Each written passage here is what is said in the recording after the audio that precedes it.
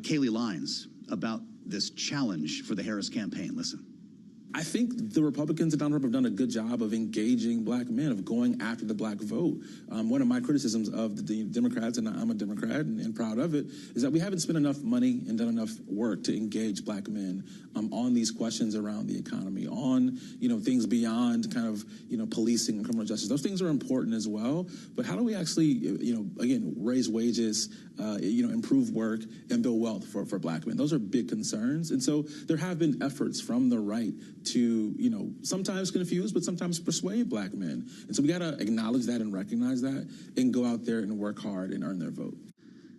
This is where we start our conversation with the aforementioned Cliff Young, President, U.S. Public Affairs at Ipsos. He's with us in studio here. Great to see you at the table, as always. Welcome back. Great to be here. You're out with new numbers over the weekend that we're going to spend some time on here in your work with ABC News that really helped to drive the conversation. But just broadly speaking, I don't know if it's seasonal depression, if people are feeling weird about what's going on in this country, but everyone woke up with a different idea today. There seemed to be a new feeling. I don't know if it's the fact that this race is tightening, but I keep hearing from people off the record, Democrats and Republicans, that Donald Trump is taking the upper hand in this race. What's happening? What's the backdrop for this feeling? There's a new normal.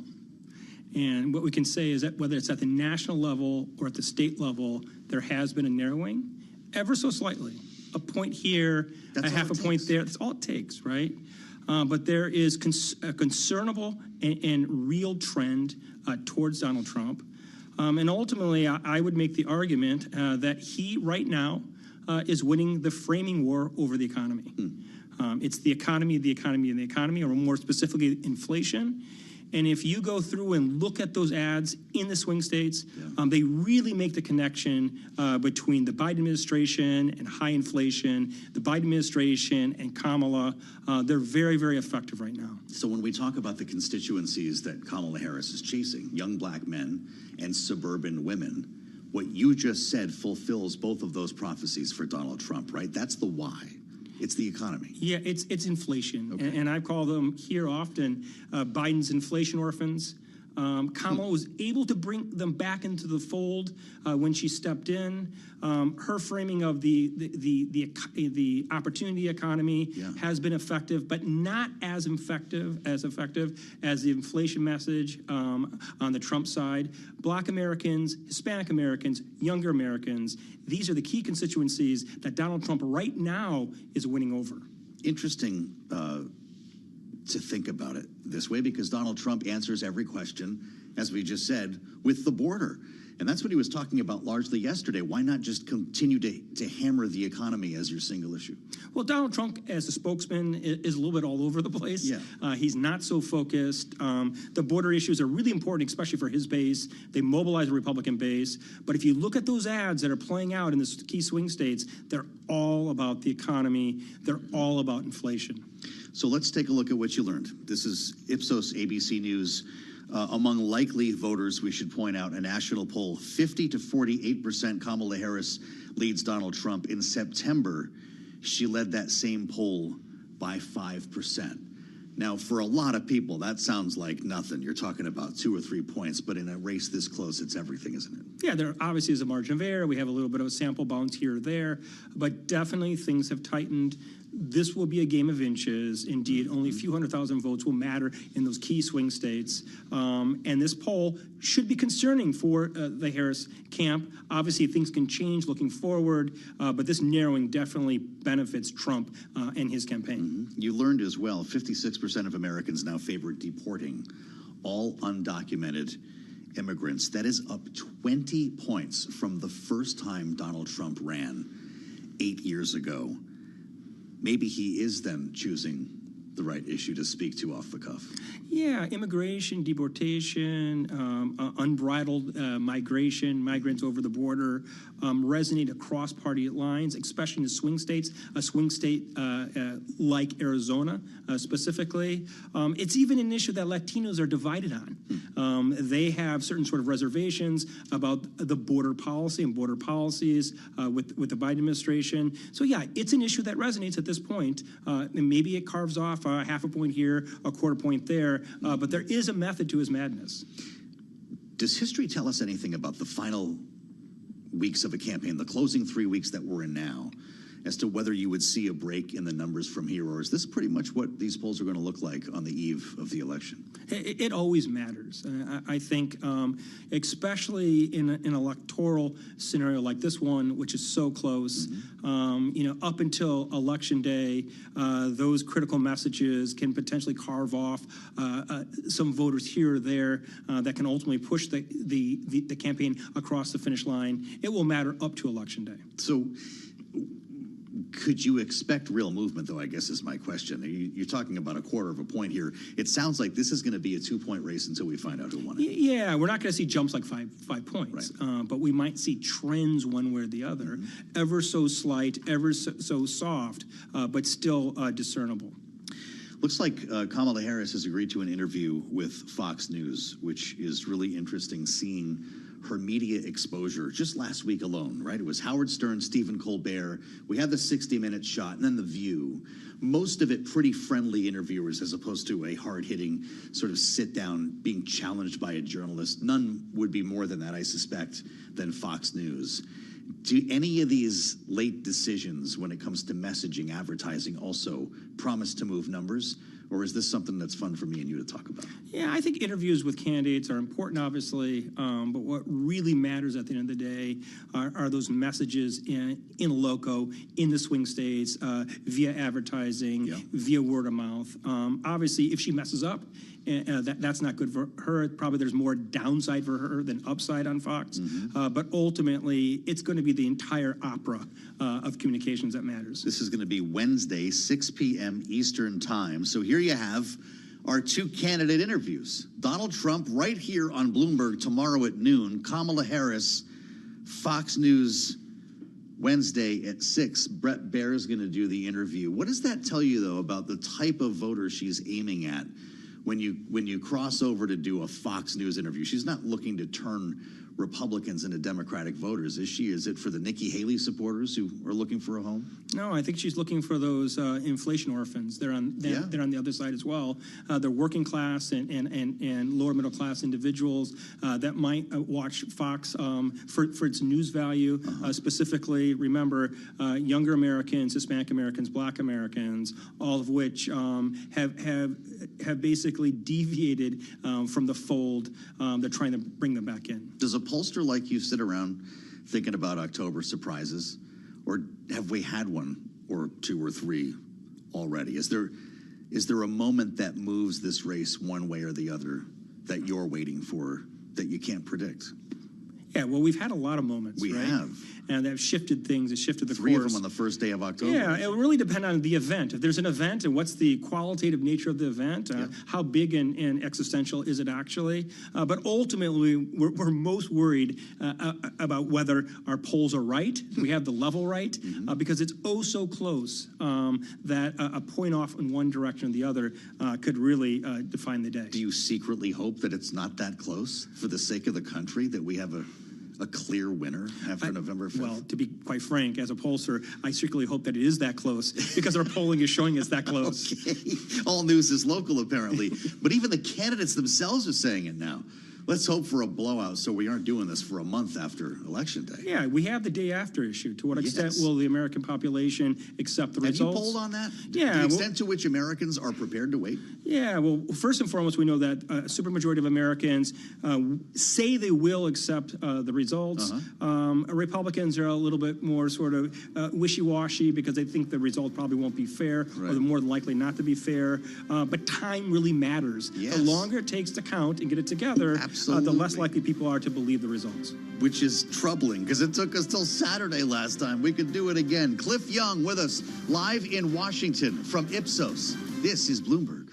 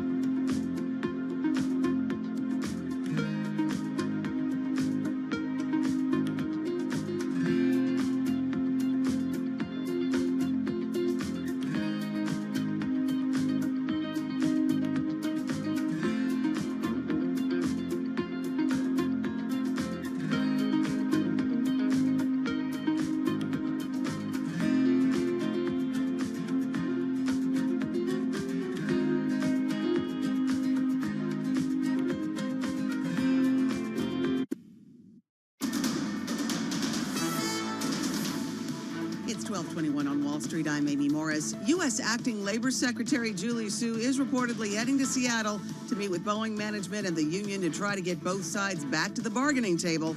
Reuters reports Su's intervention comes just days after the plane maker unveiled plans to cut 17,000 jobs and take $5 billion in charges. 33,000 Boeing workers have been on strike, now entering its fifth week. Minneapolis Federal Reserve President Neil Kashkari says it appears likely that further modest reductions in the central bank's benchmark interest rate will be appropriate in the coming quarters. Kashkari described the Fed's current policy stance as restrictive and said the extent to which it's restrictive is, quote, unclear. We checked markets for you all day long. At Bloomberg, the S&P 500 up 0.7%, NASDAQ up 0.9%, the Dow up 0.4%, 10-year Treasury yield at 4.1%, and the 2-year now at 3.95%. For on-demand news 24 hours a day, subscribe to Bloomberg News Now wherever you get your podcasts. I'm Amy Morris, and that's a Bloomberg Business Flash. Now back to Balance of Power with Joe Matthew. All right, Amy, thank you so much. Indeed, I'm Joe Matthew in Washington. Thanks for joining us here on Balance of Power. Monday edition, Bloomberg Radio, the satellite radio, and on YouTube, where you can find us. As always, search Bloomberg Business News Live with another reminder about how important interest rate cuts could be to the Kamala Harris campaign. Not that we have any more coming between now and the election, but the idea that we are in a new regime and consumers will feel some relief when it comes to interest rates could unlock some better feelings about Harris. The opposite is also possible. As we find the headline on the terminal, swing state consumers hurt more than most in credit card squeeze. Richard Abbey, Bloomberg News data reporter, is with us from world headquarters in New York with an interesting angle on this race. Richard, it's great to see you, and thank you for joining us. As you found, the share of card payments across the U.S. between 30 and 59 days past due jumped in the second quarter to almost double the rate of 4 years earlier. Kamala Harris has yet another issue to worry about here when it comes to interest rates and consumer spending, doesn't she? Yes. So looking at what we found in that analysis, we were looking at, as we're saying, we're looking at 4 years ago versus now. We found that in swing states, especially you look at states like Georgia and North Carolina and the rest, you find that credit cards delinquencies are, skyrocketing, and definitely we're looking at the transmission lag of interest rates. Yes, it will take some time, but clearly this is something that, she would have to contend with. Indeed, and if you can drill it down even more on the level of the swing states, how much more pronounced is this for swing state consumers than the rest of the country? So basically, you look at the 7 swing states, you have 6 out of the 7 trailing the national average. So 4 years ago, because you had these stimulus checks coming, a lot more people were able to pay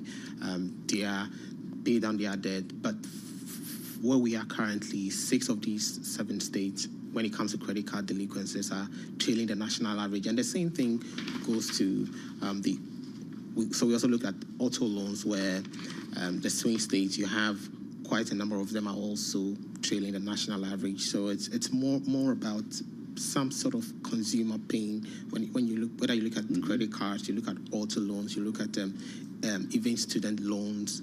You have a state like Georgia where the average student owes more than $6,000 compared to the national average. I'll point everyone back to the story. Swing state consumers hurt more than most in credit card squeeze. Find it on the terminal and online. Richard Abbey, thank you so much, Richard, for the time. I'm Joe Matthew in Washington as we spin a couple of plates here on the campaign with more on the aftermath from the storms. We were spending a good deal of time last week, if you were with us, talking about mis and disinformation around the response to Hurricane Helene. And then, of course, we had Milton show up at the end of the week. There's a remarkable story about the manifestation of misinformation that's coming out of the Washington Post today that you might have heard about. Federal emergency response personnel had employees operating in Rutherford County, had them move to a different area over the weekend because of concerns over an armed militia threatening government workers in the region. The U.S. Forest Service actually had to send urgent messages to a number of federal agencies warning them to stand down in Rutherford County. This is one of the examples that people were afraid of when some of the rumors started to pop up last week. With us in Washington, Michael Shepard, of course, covering the intersection of politics and technology for us here every day in Washington at Bloomberg. Michael, it's great to see you. The idea of misinformation we can talk about at large with regard to this campaign, but it's been amazing to crystallize it in the response to these two storms and really Helene that we're talking about here to understand how corrosive these rumors can be. Well, Joe, we're seeing what officials have been warning about, that what is said online does carry real-world consequences. And what you just cited in that Washington Post article is just a small example of what officials have feared.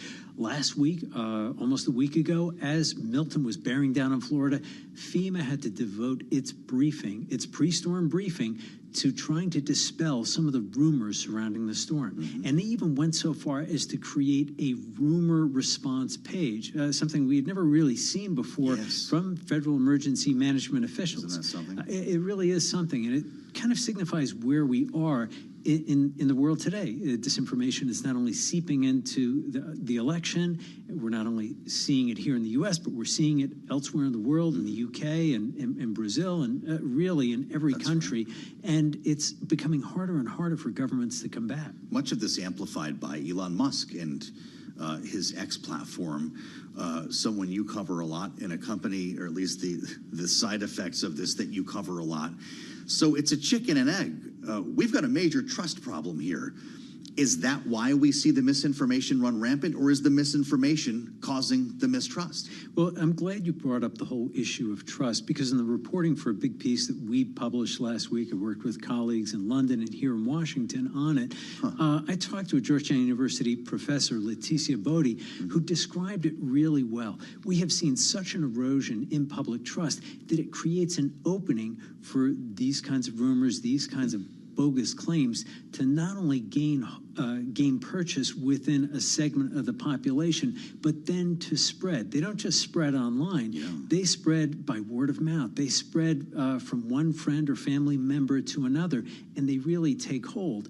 And it is very hard for officials to try to extinguish those kinds of rumors once they get out there, because they take on a life of their own. And we've seen them amplified not only by Elon Musk, but by Representative Marjorie Taylor Greene, a member of Congress, who was insinuating that the government can control the weather and was somehow to blame for the recent storms. And that also echoes what we saw after the Maui wildfires. It wasn't just the U.S. government, it was a foreign government. We saw China involved and behind the rumors that the U.S. government was somehow to blame for the fires actually starting then back in 2023. You wonder to what extent the splintering of the news media has contributed to this, where people can find anything they want to agree with them, but there is no real arbiter of truth across the board for Americans. Well, it becomes much more difficult in localities like the one you were talking about, from the Washington Post article. This is in Western North Carolina, and with the erosion of local media, being able to not only be a good source of information. Now, I will say that the public radio stations in the region have done a heroic job providing a public service and really being a beacon of not only reporting, but offering information that listeners in the area need to really survive and recover from the storm. But absent the true checks and balances at that level, it becomes very hard to check and hold off some of the nonsense that we're seeping in. It does have real-world consequences, as officials have highlighted, and it carries the risk of personal threats. We've seen even meteorologists threatened by people who are denying climate change or denying the science, who are also going after these people it's the weatherman's online. fault. Right, trying to blame the weatherman. And we're also seeing a nexus, interestingly, between climate change denial, even the rumors about pet eating in an Ohio town, and efforts to undermine Ukraine's resistance against Russia's invasion. The people who are spreading disinformation about all of those topics also had some role in the disinformation being spread about the storms. And this is according to the Institute for Strategic Dialogue, a group that studies extremist behavior and extremist groups. Wow, Mike. So, you spent the bulk of your career covering politics here in Washington. You're focused on technology now and how it intersects with regulations and with governments. The other side of your life, we can talk about politics all day long, is tech and the role that social media is playing in this. Is there any accountability for a Twitter or even a Truth Social for spreading all of this? It's very hard in the U.S. to instill the kind of accountability that people might otherwise expect, because for years there was an understanding that the platforms would do an honest job of self-policing. But under the 1996 Communications Decency Act, there is a provision known as Section 230 that really absolves the platforms of any kind of liability for speech online. They are not responsible for it in the same way that a newspaper might be responsible for libel. So many lawmakers want to relitigate 230, though, to reform 230. Well, they Does do, that but never happen? Well, the trouble is, while everybody wants to relitigate it, they want to rewrite it in their own form. And so Republicans want one version, Democrats want another. And even within the parties, there are big differences over what needs to be done. And since Elon Musk purchased Twitter and then rebranded it as X, he has turned it into this wild west of what he calls free speech. But in more recent times, especially since June, we have seen him lean much more toward the right. We have seen him endorse Donald Trump for the presidency, and we have seen him promote and amplify theories that would support Trump's claims about migrants, whether they're true or not, and also try to stoke much more antipathy toward the Democratic nominee, Vice President Kamala Harris. He has said that if Kamala Harris wins, there will never be another election, suggesting, I guess, that it would be the end of the country as we know it, much like the rhetoric that's being demonized on the Democratic side. Do we have any insight into the algorithm? I mean, this is, as you said, this is a Trump supporter running this website. It'd be very easy for him to thumb the scale here, wouldn't it? Well, it's very hard for us to know exactly how it works. The algorithms on these social media sites, including TikTok and Meta, are very closely held. But just observing what piles into your feed, and Democrats certainly have raised this as an objection, that you see so much more content that favors right-leaning views and candidates, and that what they see as views supporting Democratic Party initiatives, programs, ideas are being suppressed somehow. It's very hard to quantify that, but it is something we're going to have to take a closer look at. And we'll have to see after the election what kind of impact this all actually had on people's minds and on the way that they voted. I feel like it's going to take a long time for us to unpack that and really understand it with the wild time that we're in. Maybe there'll be some Kamala social or Truth Kamala to offset this Twitter. I don't know. Exactly. Great to see you, as always. Great to see you. Thank you, They John. call him Shep in the newsroom. Mike Shep, covering, as I said, the intersection of politics and technology. The heart of what we're talking about today on the fastest show in politics. Our thanks as ever to Mike, and our panel is up next. Rick Davis and Jeannie Shanzano with us on the Monday edition of Balance of Power. This is Bloomberg.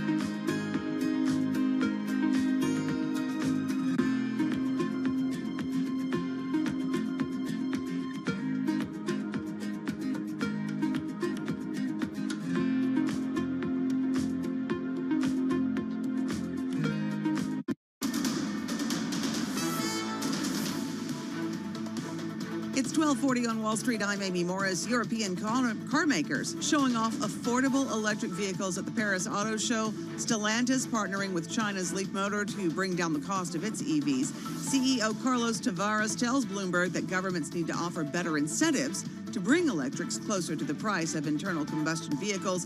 And he added Stellantis' brands are important assets, and he therefore rejects Chinese automakers' previous advances to buy them. Stellantis shares are about 1.5% higher. Minneapolis Federal Reserve President Neil Kashkari says it appears likely that further modest reductions in the central bank's benchmark interest rate will be appropriate in the coming quarters. Kashkari spoke at the Central Bank of Argentina's Money and Banking Conference in Buenos Aires today. We do check markets for you all day long here at Bloomberg. The S&P 500 up 0.8%, NASDAQ up 0.9%, the Dow up about 0.5%, the Russell 2000 index up about 0.5%, and the 10-year Treasury yield at 4.1%, the 2-year yield at 3.95%. For on-demand news 24 hours a day, subscribe to Bloomberg News Now wherever you get your podcasts. I'm Amy Morris, and that's a Bloomberg Business Flash. Now back to Balance of Power with Joe Matthew. All right, Amy, thank you. Watching Wall Street for us on the fastest show in politics. Thanks for spending part of your Monday with us here on Bloomberg Radio, on the satellite, and on YouTube. Yeah, you can find us there right now. You know the drill. Search Bloomberg Business News Live. Just like that, magically it will appear. From not only here in Washington, but our shows in New York, streaming throughout the day on YouTube. It's one of the coolest things out there. So if you haven't gathered yet, the race is tied. It's within the margin. And everyone woke up this morning thinking that things had shifted enough that they might look at things differently. Let's check out the actual numbers here with a big pile of polling data over the weekend. We talked to Cliff Young from Ipsos a little while ago. Ipsos, ABC News, Harris leading Trump among likely voters nationally by 2 points, 50-48. NBC had a poll out. Harris and Trump tied among registered voters, a different metric, 48-48. Yeah, a real tie. Last month, Harris was up by 5 in each of those polls, okay? CBS News, YouGov, Harris leads Trump, nationally likely voters. Here we go again. 51-48, and a 1-point tightening over the last month. And we've seen Donald Trump more specifically chip away at Kamala Harris's margins and overall Democratic Party margins among black voters and among Latino voters. So that's the baseline. As we wait to spend some time with Rick Davis and Jeannie Shanzano, Kamala Harris coming out over the weekend with 3 weeks to go, not so much on an issue, but questions about Donald Trump, framing him as dangerous. And while we're at it, unhealthy. Here's Kamala Harris from the stump. He refuses to release his medical records. I've done it. Every other presidential candidate in modern era has done it. Here's the thing. It makes you wonder. Why does his staff want him to hide away? One must question, are they afraid that people will see that he is too weak and unstable to lead America? Okay, crowd loved it. But does this new line of attack resonate around the country? Rick Davis and Jeannie Shanzano join us right now, our signature panel on the Monday edition. She is, of course, Bloomberg Politics contributor and political science professor at Iona University. Rick Davis, partner at Stone Court Capital. Great to see you both here. Jeannie, I'm pretty sure Donald Trump is not going to be putting his medical records out there, aside from the letter that says he's like the healthiest man in the universe. My question is, does anyone care? Does that not sound like a race from a few cycles ago? Does anyone care about medical records, tax returns, etc., as long as Donald Trump is who we're talking about? So I guess we're all supposed to believe it. I do think people care to this extent. He is the oldest person running in history. And of course, we don't know what his health is. And that's an enormous risk for all of us. I am a strong proponent, by the way, of releasing both health and tax returns, although I agree with you, it's not going to happen. But I do think voters need to be reminded. I'm glad she's out there asking these kinds of questions. I think It is where she should be, but I don't think it is enough to stop there because it's certainly not the most important issue on people's minds. Well, Speaker Johnson had an answer to this challenge from Kamala Harris. He hit the Sunday show circuit to make it clear that Donald Trump is different than the rest of us. Here he is. Should Donald Trump release all of his medical records, Mr. He has. Speaker? He issued the records of his physicians. Kamala Harris issued her medical records as diversion because she's desperate because she's sinking in the polls. Donald Trump's health is on display. Everyone in America can see it. The man works nonstop. He never quits. He probably sleeps 4 hours a night. He doesn't require as much sleep as the average person. He's an unusual figure. He's an unusual figure. I don't know where he came up with that one, Rick Davis, but are medical records now a diversion?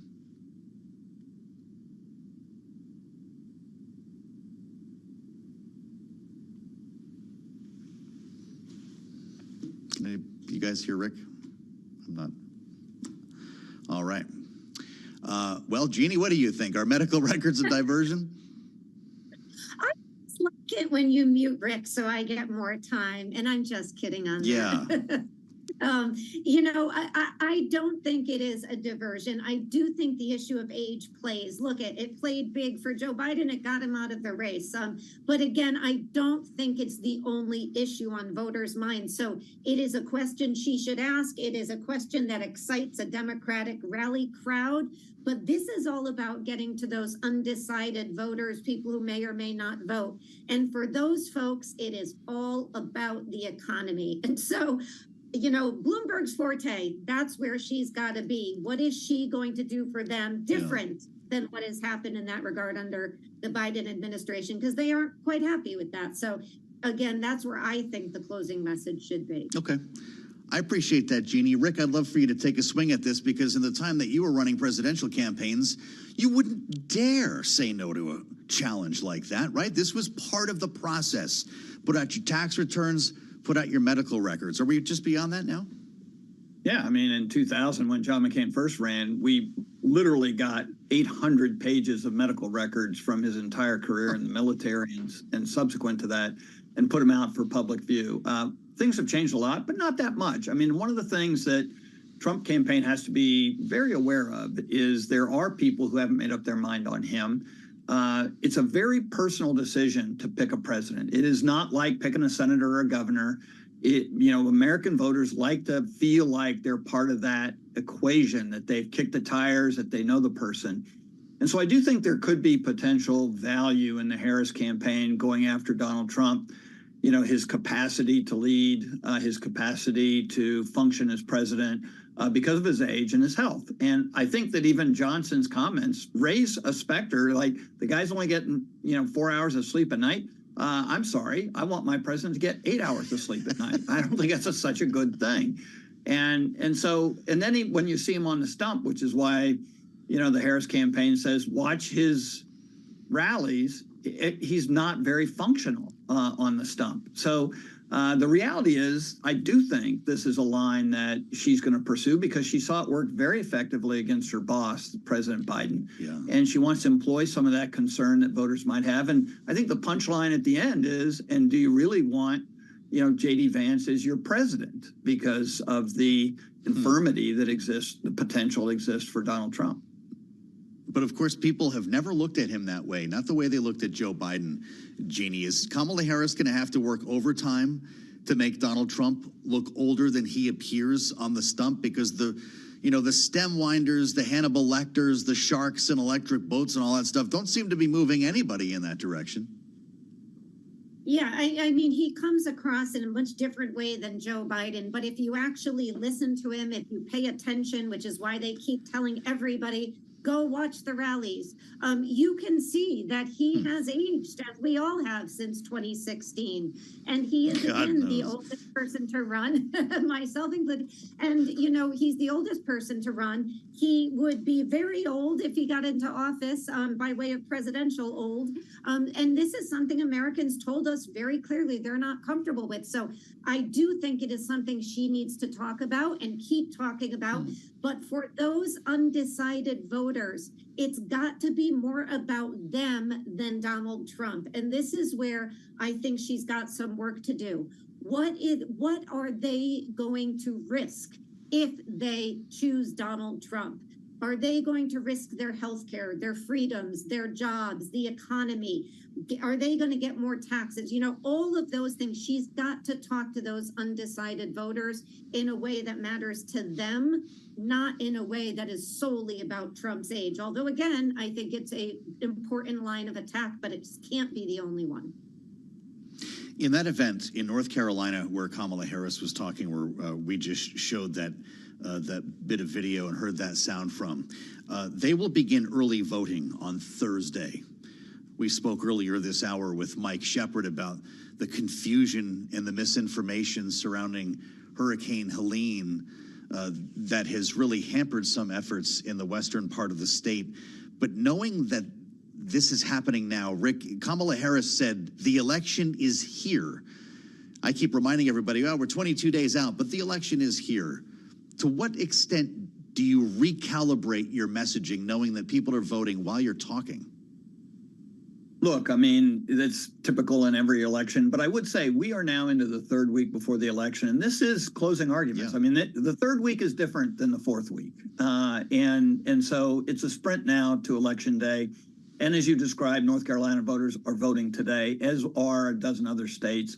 And so you're in the election. And so if these aren't the closing arguments, then you're not going to be making any at this stage. And I do think, you know, what she's doing in North Carolina is drawing attention to a population that has been distracted by their own concerns and troubles due to the hurricane, and trying to get them to reset into the focus of this election. And notice the location. She is going to be hitting suburban and urban locations on the coast, staying away from the affected areas, and trying to drive up the vote there, knowing that it could be difficult out in western North Carolina to actually, you know, vote in any way by being in person or by mail. So she's got to go where she can pick up the votes the best and the easiest way, and that's going to be in those urban and coastal communities. As we mentioned today, it's on to Erie, Pennsylvania. We'll be making a stop at a small business to talk with black men, and we'll hold a rally tonight heading for Detroit later. Trump is in Oaks, Pennsylvania, so we really are zeroing in on these targeted states here, Jeannie. We're going to talk next hour about the constituencies that Kamala Harris is working overtime to appeal to. As I just mentioned, young black men, and it's going to be also young Latino men as well, showing a real deficit in the polls to where she was just a month ago. But with what I just heard from Rick Davis, you got 3 weeks to go here. This is closing argument time. Is there a time left to cater your message to specific demographics at this point? She has to. You know, what we're seeing is, when you look at black voters, and we saw this in the Ipsos poll, they are back in her corner in a way they weren't with Joe Biden before he dropped out of the race. But she is still not up to the point where Joe Biden was, the 90% he got in 2020. And that's where she needs to be. You know, we could talk a lot about how she should be on closing arguments now, but the reality is she needs to do both. She needs to reach those targeted voters, and she needs to do closing arguments. She just doesn't have the luxury of sitting back. She's got to be aggressive as she goes forward.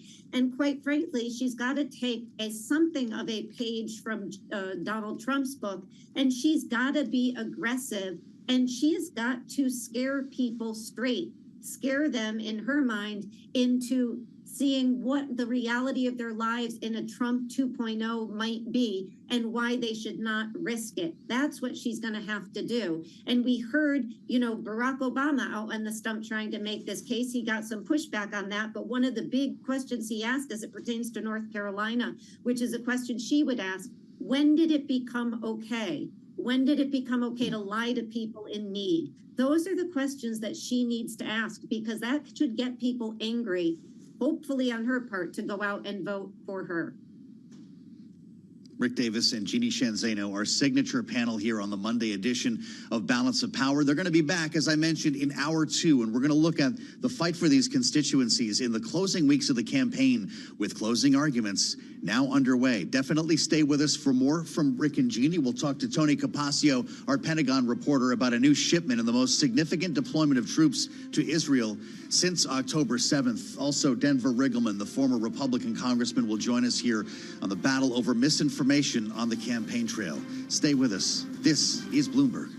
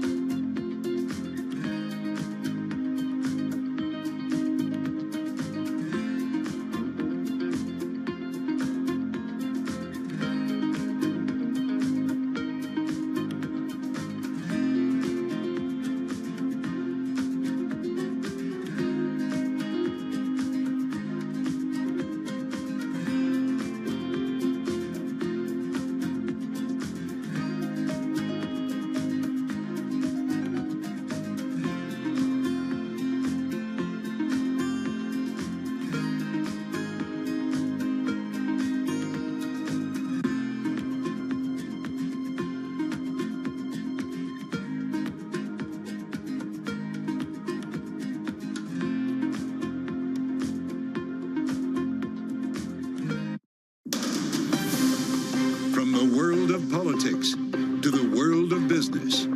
This is Balance of Power.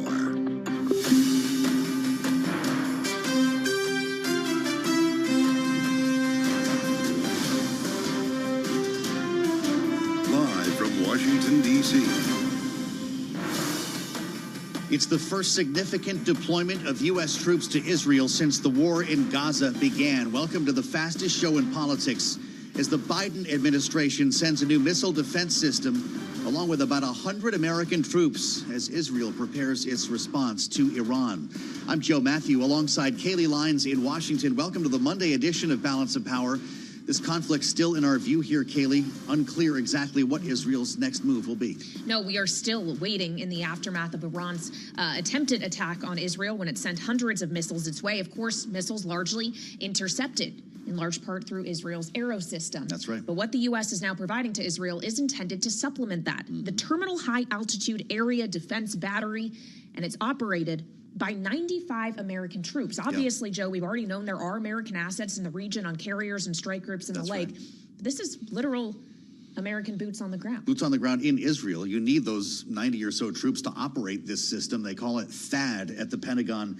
And Tony Capaccio is making his way across the river from the Pentagon to join us with more on this. This is another major development here in U.S. support for Israel. It absolutely is. Of course, that support contentious, especially within Democratic politics right now. Trouble area, perhaps, for Vice President Harris, as new polling is showing her locked in a dead heat, as we knew, with Donald Trump. But that race is feeling significantly tighter today, and we're going to hear from former Republican Congressman Denver Riggleman about that this hour. Yeah, it's really interesting. We were talking earlier with Cliff Young from Ipsos. There seems to be this new feeling today. People woke up today with a different feeling and view of this race, with polls tightening and Kamala Harris chasing some very specific constituencies that we'll talk to Denver about. We've got 3 weeks to go, Kaylee. Indeed. It is go time for sure. So while we're talking about feelings, let's see how financial markets are feeling on this Monday. Amy Morris has a look from here in Washington. Hey, Amy. Hey, Kaylee. They're feeling pretty green, actually. Stocks kicking off the week on a note of optimism as investors look ahead to corporate results for further vindication of soft landing bets. The S&P 500 climbed toward a fresh record. It's 46th this year, if it can maintain this. NVIDIA leading gains in chip makers. Now, shares of NVIDIA are about 2.5% higher. And as we mentioned, those big bank earnings are showing up tomorrow and for the rest of this week. Goldman Sachs, Bank of America, Citigroup are all going to be reporting. This follows better than expected earnings from J.P. Morgan and Wells Fargo last week. Net interest income will be remaining in focus in time where the Federal Reserve is expected to continue to lower interest rates. We do check markets for you all day long here at Bloomberg. S&P 500 up 0.7%, NASDAQ up 0.8%, the Dow up 0.5%, the Russell 2000 also up 0.5%. For on-demand news 24 hours a day, subscribe to Bloomberg News Now wherever you get your podcasts. I'm Amy Morris, and that's a Bloomberg Business Flash. Now back to Balance of Power with Joe Matthew and Kaylee Lines.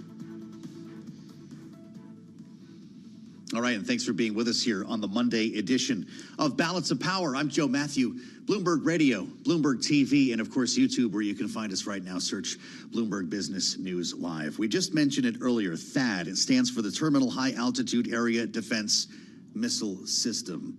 And it's on its way to Israel, Kaylee. At least it will be soon. We don't actually have specifics on timing, but it's going to also force the deployment of about 100 U.S. troops who run this missile defense system, which is the biggest deployment. In fact, it may not sound like a big number, but the biggest deployment of Americans since the war in Gaza began. Yeah, so we wanted to get more on this now and turn to our Pentagon expert here at Bloomberg, Tony Capaccio, with us in our Washington, D.C. studio here on Bloomberg TV and radio. Tony, always great to have you. What do we need to know about this system and why American troops are required to go with it? Is this a situation where they're going to train the Israelis on how to use this, or is it only going to stay under American operation for as long as Israel has access to it? That's a good question. But THAAD is a mouthful, by the way. You did a good job there. Did I get it right? You did. Okay. So THAAD is the best land-based missile defense system we have to date for going after ballistic missiles.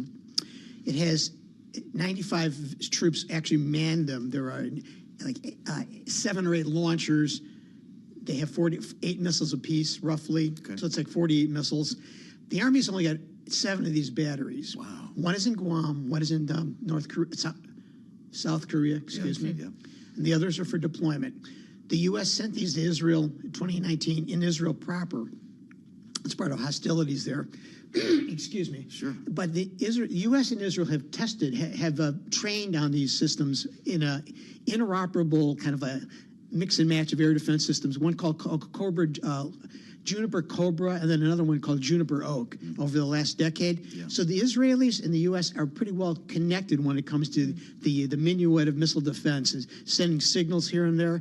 Besides the interceptors themselves, the THAAD has something called the Tippy-2 radar. I'm not going to try to tongue twist what it actually means, but this radar is so powerful and so can discriminate systems so carefully. The Chinese were furious when a TPY-2 was deployed to South Korea a few years ago, and they threatened great retaliation because they were afraid of the radar's capability to pick up their missiles. Wow. So the TPY-2 can actually pick up missiles fired. They're going to be coming from Iran over, I think, Jordan and into Lebanon.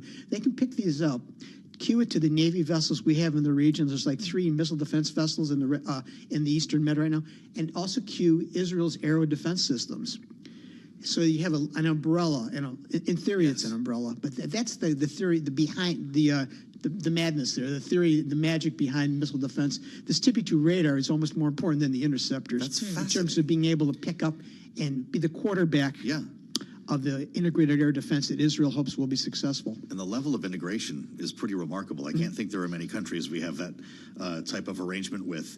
We heard from Aaron David Miller, Carnegie Endowment, who talks to us pretty often about politics involving Israel in the Middle East. He said this deployment is that he believes the U.S. expects the Israeli assault, the response to Iran, to be, quote, so comprehensive the Iranians will have to respond, unquote. In other words, they're going to need the defense. Is that how you see it? Counterintuitive to what we've been hearing, though. They'd be more selective rather than a massive retaliation. That's why I mentioned it. I haven't really got a sense of that from the Pentagon. And they're only getting bits and pieces of a heads up. So do you see this as a deterrent then? It's definitely a message to Iran, and they know the capabilities of U.S. systems. They do definitely know the capability. The U.S. is so involved, they're putting U.S. troops on the ground in Israel as a signal. We didn't do that in April. I think Patriots were a Patriot battery in Iraq that the U.S. has there was used to cue and try to intercept an Iranian missile coming over. But this is the first. THAAD was not involved in this in the April go around, or even last week's or 2 weeks ago. Excuse me. Is there a sense that there may be more troops where these came from, if you will, Tony? Are there going to be more assets surged to the region, or is this just the extent of what the Pentagon is willing to provide Israel? I'm getting the sense this may be it. 2 weeks ago, it was a few thousand troops. Loosely used word troops. Yes. Usually it was ground troops is what you refer to usually, but they were referring to Air Force units also. So it's a semantic issue that your readers will have to piece through. But there's an F-16 squadron arrived and an F-15E squadron has arrived. Okay. These are considered troops. Yes. The F-15E is a very capable dual piloted aircraft that can drop a 4,000-pound bunker buster. It's the only Air Force fighter that can do that. So it's a very capable signal to Iran that we're sending our best air assets over there. Lastly, what does this require for force protection, if anything more than what we have? If you put 100 Americans on the ground in Israel, is it Israel's job to defend them, or do we have our own cover? No. This would be Israel's job as part of a joint enterprise. They've got David Sling. And their arrow is really pretty good. This complements their arrow, but no, force protection in this case would be Israel's responsibility. And we've exercised with Israel, so this is playing out scenarios that they've war-gamed. Fascinating stuff, and we'd love to know when it arrives. Tony Capaccio with us, covering the Pentagon for Bloomberg. Thanks for coming over this side of the river to see us, as always. I'm Joe Matthew alongside Kaylee Lyons in Washington as we keep our eyes on the campaign trail. Of course, whenever this does culminate, it's going to be a big deal for the presidential race, Kaylee. In the meantime, we are walking through a new pile of polling data released over the weekend and new messaging from both campaigns. Kamala Harris calling for Donald Trump's medical records, suggesting that he's dangerous and apparently unhealthy. And Donald Trump, pretty interesting, talking about the enemy within. Did you see these remarks over the weekend? I did, on Fox Business with Maria Bartiromo, talking about the kind of activity we could see around this election, with everyone, of course, living with the memory of January 6, 2021, including our next guest, of course. It was interesting to hear him characterize the threat, not necessarily coming from his own supporters, but those who may be in opposition to him. Yeah, this was from Fox over the weekend. Let's listen. I think the bigger problem are the people from within. We have some very bad people. We have some sick people, radical left lunatics. And I think they're and it should be very easily handled by, if necessary, by National Guard, or if really necessary, by the military. We have two enemies. We have the outside enemy, and then we have the enemy from within. And the enemy from within, in my opinion, is more dangerous than China, Russia, and all these countries, because if you have a smart president, he can handle them pretty easily. Okay, that's where we start our conversation with Denver Riggleman, the former Republican congressman from Virginia, former Air Force intelligence, is with us here, remembering as well. He's founder of Rig Security, also helped to advise the January 6th committee. Denver, welcome back. It's been a while. We have two enemies. How do you see it? Well, it's so funny. I think every accusation is a confession when it comes to Donald Trump. And since I do know a little bit about January 6th, and thank you, on the select committee, when he's talking about this dehumanization of the other side and talking about, the evil and the enemy within and the election and things like that, he really is staging again. And it's not really that subtle anymore, this call for violence among his individuals. I mean, it's that simple. I think people are afraid to address what he's really saying on so many levels. You're not going to hear Kamala Harris saying this or Tim Walz. You will hear crazy coming from Donald Trump and from J.D. Vance. And I think what you're seeing there is him actually reaching out to constituency again, just like with the Proud Boys, just like with the Oath Keepers, just like with these individuals when he said, stand back and stand by. This is the same kind of messaging that he likes to do, and it's really not that subtle anymore. Well, if it's not that subtle as you see it, Denver, it does raise the question of whether the electorate actually takes him at his word when he says those things. What would you say to people who suggest Donald Trump is just not being serious? It's all just bluster. First of all, it's a great question. Those people are lying. I mean, of course they take him at his word. They wouldn't be voting for him.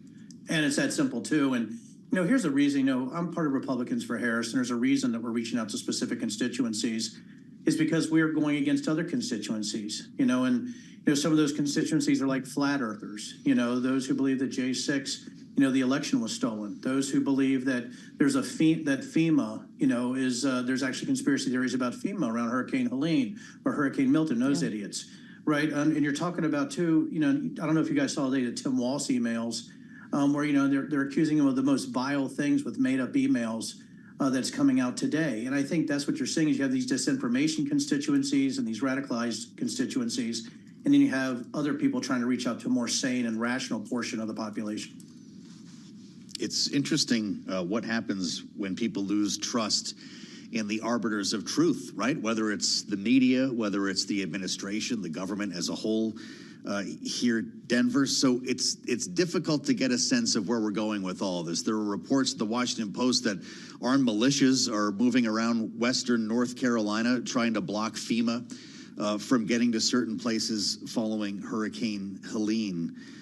So it's hard to tell where the misinformation ends. But you know what your Republicans say when it comes to Donald Trump. You can talk to me all day long. You remember the outrage following the Access Hollywood tape, but we moved on. And the Donald Trump who was in the White House brought a good economy and no new wars. How do you respond to that? Oh, goodness. That's pretty interesting. They talked about the Access Hollywood tape and that he just talks, right? He just talks a game, but he doesn't really mean it. Well, I think E. Jean Carroll would have, I think she would have an issue with that. He did exactly what he said he was going to do because he was found liable for sexual abuse. And he's a felon. When you talk about January 6th and, be there, it's going to be wild. Look at what he did to actually aggravate those type of conspiracy theories and those radicalizing types of memes that he put out there.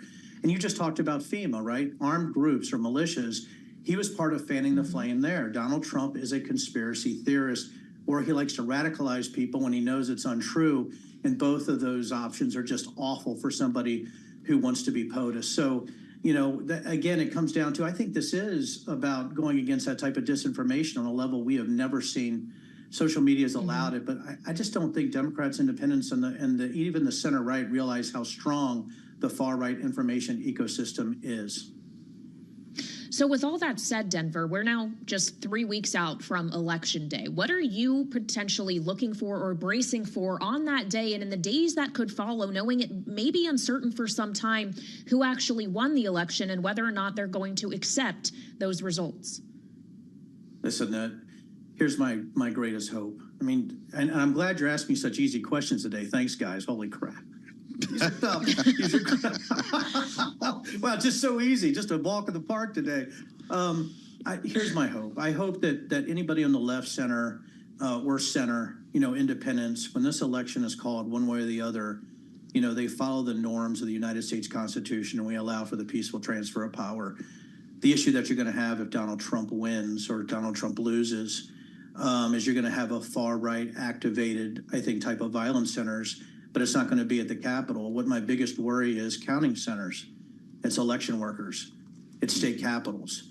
It's specific individuals now, right? It's actually going towards the very infrastructure of how the electoral votes are funneled upwards towards Congress. Those are the things that I worry about, is this local, state, and county level efforts that are going on in these areas, and these rises of militia movements, this rise of sort of this fantasy belief system that's driving people. You know, I was just looking at the Rod of Iron Ministries with Mike Flynn, you know, and they have the Babylon fire and they're screaming, fight, fight, fight. And that's all under Sean Moon, the son of Seung Moon, who thinks the AR-15 is an instrument of God. That's the issue that we have right now, is that violence is in the air. It's being perpetuated. And just at the start of this, talking about Donald Trump's comments about the election, he's not being subtle, and he means it. And I think when we look at what he said in the past and what he's been convicted of as a felon and as being liable for sexual abuse, I think we see that he means what he says. So with that said, though, I just want to get a little more specific. With your knowledge of January 6th, having advised the committee on this, are you of the mind then that we could see violence break out in state capitals around the country as opposed to here in Washington? And why would it be different this time? I think I think the issue that you're going to have in state capitals, and when you're talking about specific counting centers, is that you have a very narrow pathway to victory for both candidates. You're talking about only a handful of states, and you're talking about counties within those states. And if you don't think that, you know, those who are looking at the numbers, at the data, at the polls, at the statistics, they're looking at the voter registrations and the early voting in those areas, if they're not concentrating on those areas with legal challenges immediately, or an army of lawyers looking at every single aspect of this, I think people's heads are in the sand if they don't believe that. And I think when you talk about what's different this time, is there's been a massive learning curve from January 6th to today. You know, you're talking about, really a coordinated effort, but there was just enough dumb people, right, where that wasn't going to go off. But I think this time, I think they've learned that fighting from the inside is much more effective from fighting from the outside. And that's why you saw all these electoral type of issues going on, where you're seeing Moms for Liberty and these other groups trying to put candidates in these positions where they can actually affect the voting in those local areas. And I think that's what we need to worry about, is they've really, really have a more specific plan this time going forward. Denver, we just have a minute left, but Joe and I have been talking about how there seems to be a different feeling this morning about the race and the likelihood that Donald Trump could win. Do you share that feeling? I do. I mean, I think the disinformation program has been very effective. I think this election was always going to be close. And I think there has to come a time where you have to push on a level with reality and sanity, but you really have to get away from compassionate confrontation to just telling the truth about how awful and evil some of the things that are being said out there on the disinformation side. I do feel a switch. It's a little eerie, but that's why we're fighting. And that's why I think that we need to lean forward and do the best that we can to make sure sanity and reality win. All right, former Republican Congressman Denver Riggleman, thank you so much for joining us here on Bloomberg TV and Radio. We'll have more ahead with our signature political panel. Rick and Jeannie are on the way here on Balance of Power.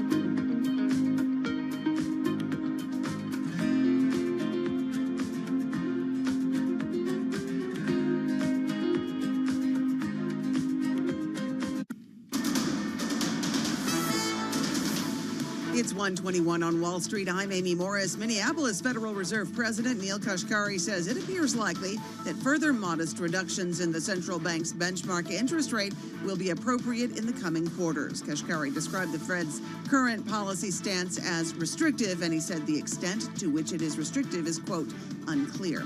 Adobe's chief executive officer says that company's new video-generating AI product will be priced differently than its other artificial intelligence tools. The software company unveiled AI tools today that can create and modify videos. Adobe is not yet charging for the use of its AI features beyond its standard subscription fees. And we check markets for you all day long at Bloomberg. S&P 500 up 0.7%, NASDAQ 0.8% higher, and the Dow up 0.4%. The Russell 2000 up about 0.5%, and WTI is down 2%. Brent crude down 1.75% after OPEC trimmed its forecasts for oil demand growth this year and next for a third consecutive month. For on-demand news 24 hours a day, subscribe to Bloomberg News Now, wherever you get your podcasts. I'm Amy Morris, and that's a Bloomberg Business Flash. Now back to Balance of Power with Joe Matthew and Kaylee Lines. All right, Amy Morris with the look at the Monday trade. Thank you so much. I'm Kaylee Lines alongside Joe Matthew here in Washington. Welcome back on Bloomberg TV and radio as we continue to do an analysis here in the final 3 weeks of this election of what exactly the demographic makeup of it could ultimately look like as we consider who will come out the winner. And there was a bunch of new polling over this weekend that showed a tight race nationally between Donald Trump and Kamala Harris, statistically tied, perhaps not too surprising, although it may be more surprising the degree to which it does seem to have tightened as of late. But I was also struck, Joe, by the new New York Times Siena poll that looked at black voters specifically. Yep. Nearly 8 out of 10 black voters nationwide said they would vote for Harris. That is an improvement from where Joe Biden was before he left the race at just 74%.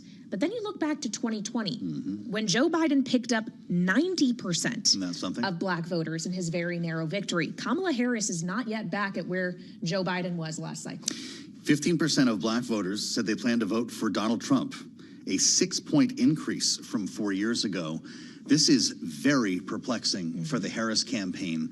And I know it's something that you talked about with Quentin James in the late edition of Balance of Power on Friday. Before we bring in Rick and Jeannie, see, I'm watching, even when I'm not here. Political strategist, the Collective PAC. Listen to what Quentin had to say.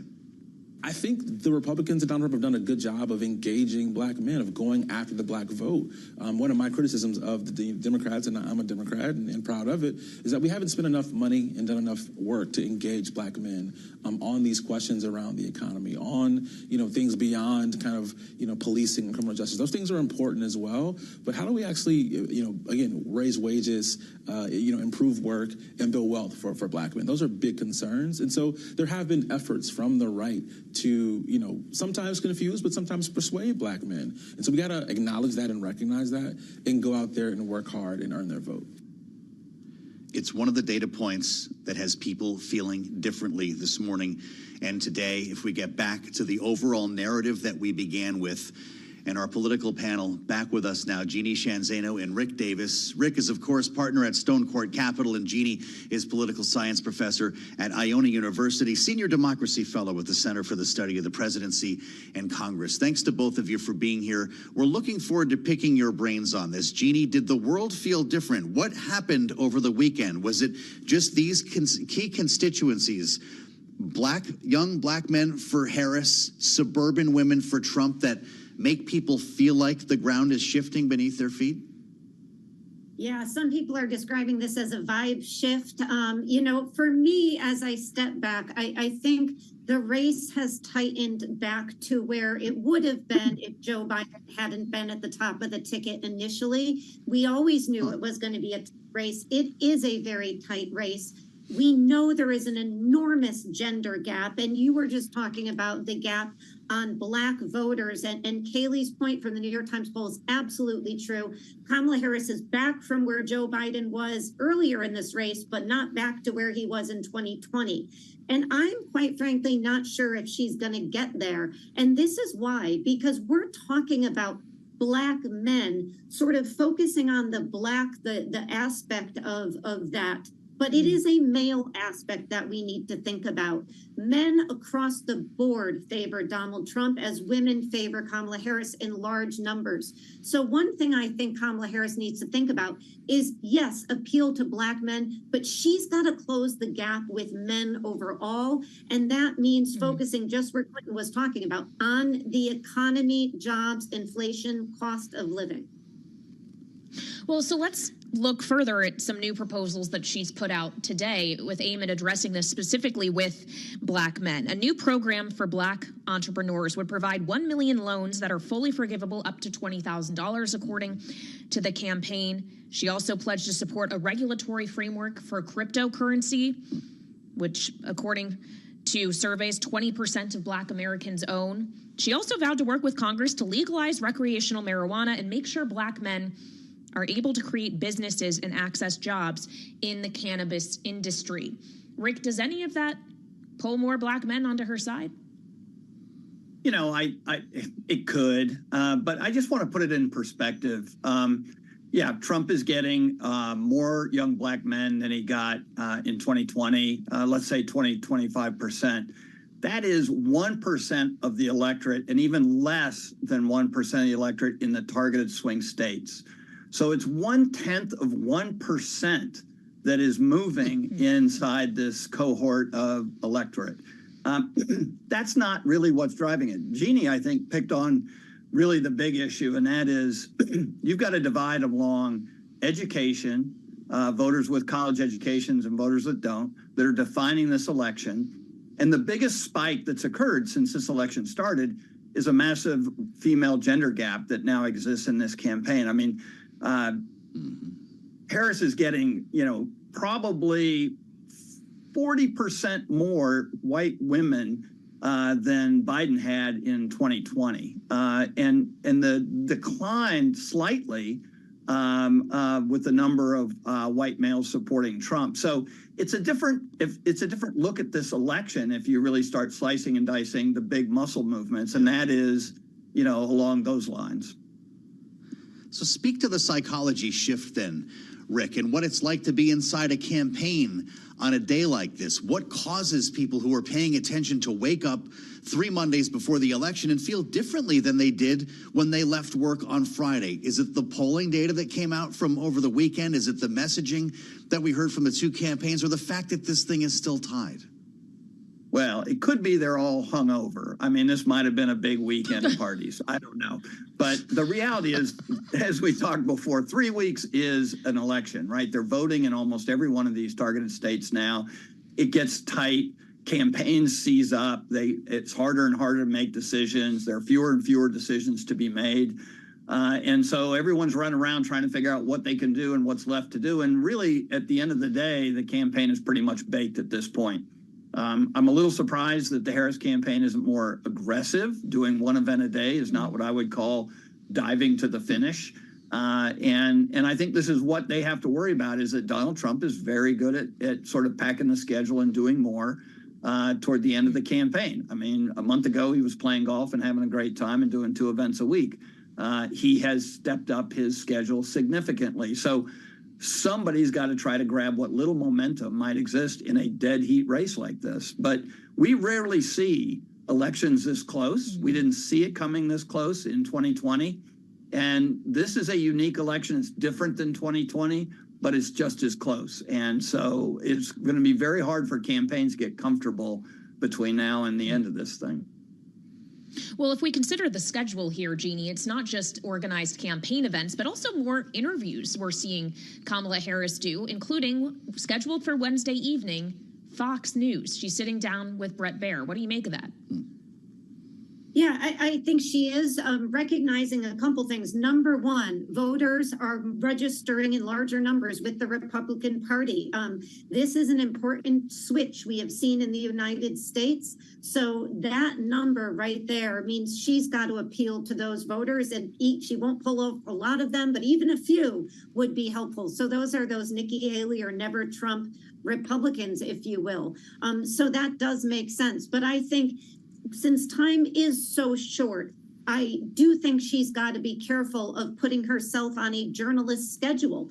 This is not about the media and us whining we want her to do more interviews. This is about her appealing to a very small number of voters in these swing states, like probably under 1 million. And to do that, she's going to have to reach them where she is. And I mean this in all sincerity, and I'd say this whether I was on Bloomberg or not. She's got to get her message out on the economy, which means, yes, go to Fox, but come to Bloomberg as well. Donald Trump is, and you should be too, because that's the #1 issue, according to Gallup, in 8 or 9 out of 10 voters' minds. And her message on that has not been persuasive at this point. That's right. And we are going to have a conversation at noontime Eastern tomorrow with former President Donald Trump here on this network on Bloomberg TV and radio. Message to the Harris campaign. Jeannie Shanzano is calling. We'll meet you here on Bloomberg. Rick, I am very curious about the way you look at the closing opportunity for new ideas here. Kamala Harris, as Kayleigh mentioned, 1 million small business loans forgivable of up to $20,000 to try to get the attention of young black men, training and mentorship programs for in-demand jobs, focusing on health issues disproportionately affecting black men. And then finally, yes, federally legalizing marijuana. Whether that seems a little too on the nose or between the eyes for you here, you can weigh in on that if you want, Rick. But I'm just curious, with 3 weeks to go, is there still time, if you're staging closing arguments, to be appealing to specific demographics with new ideas?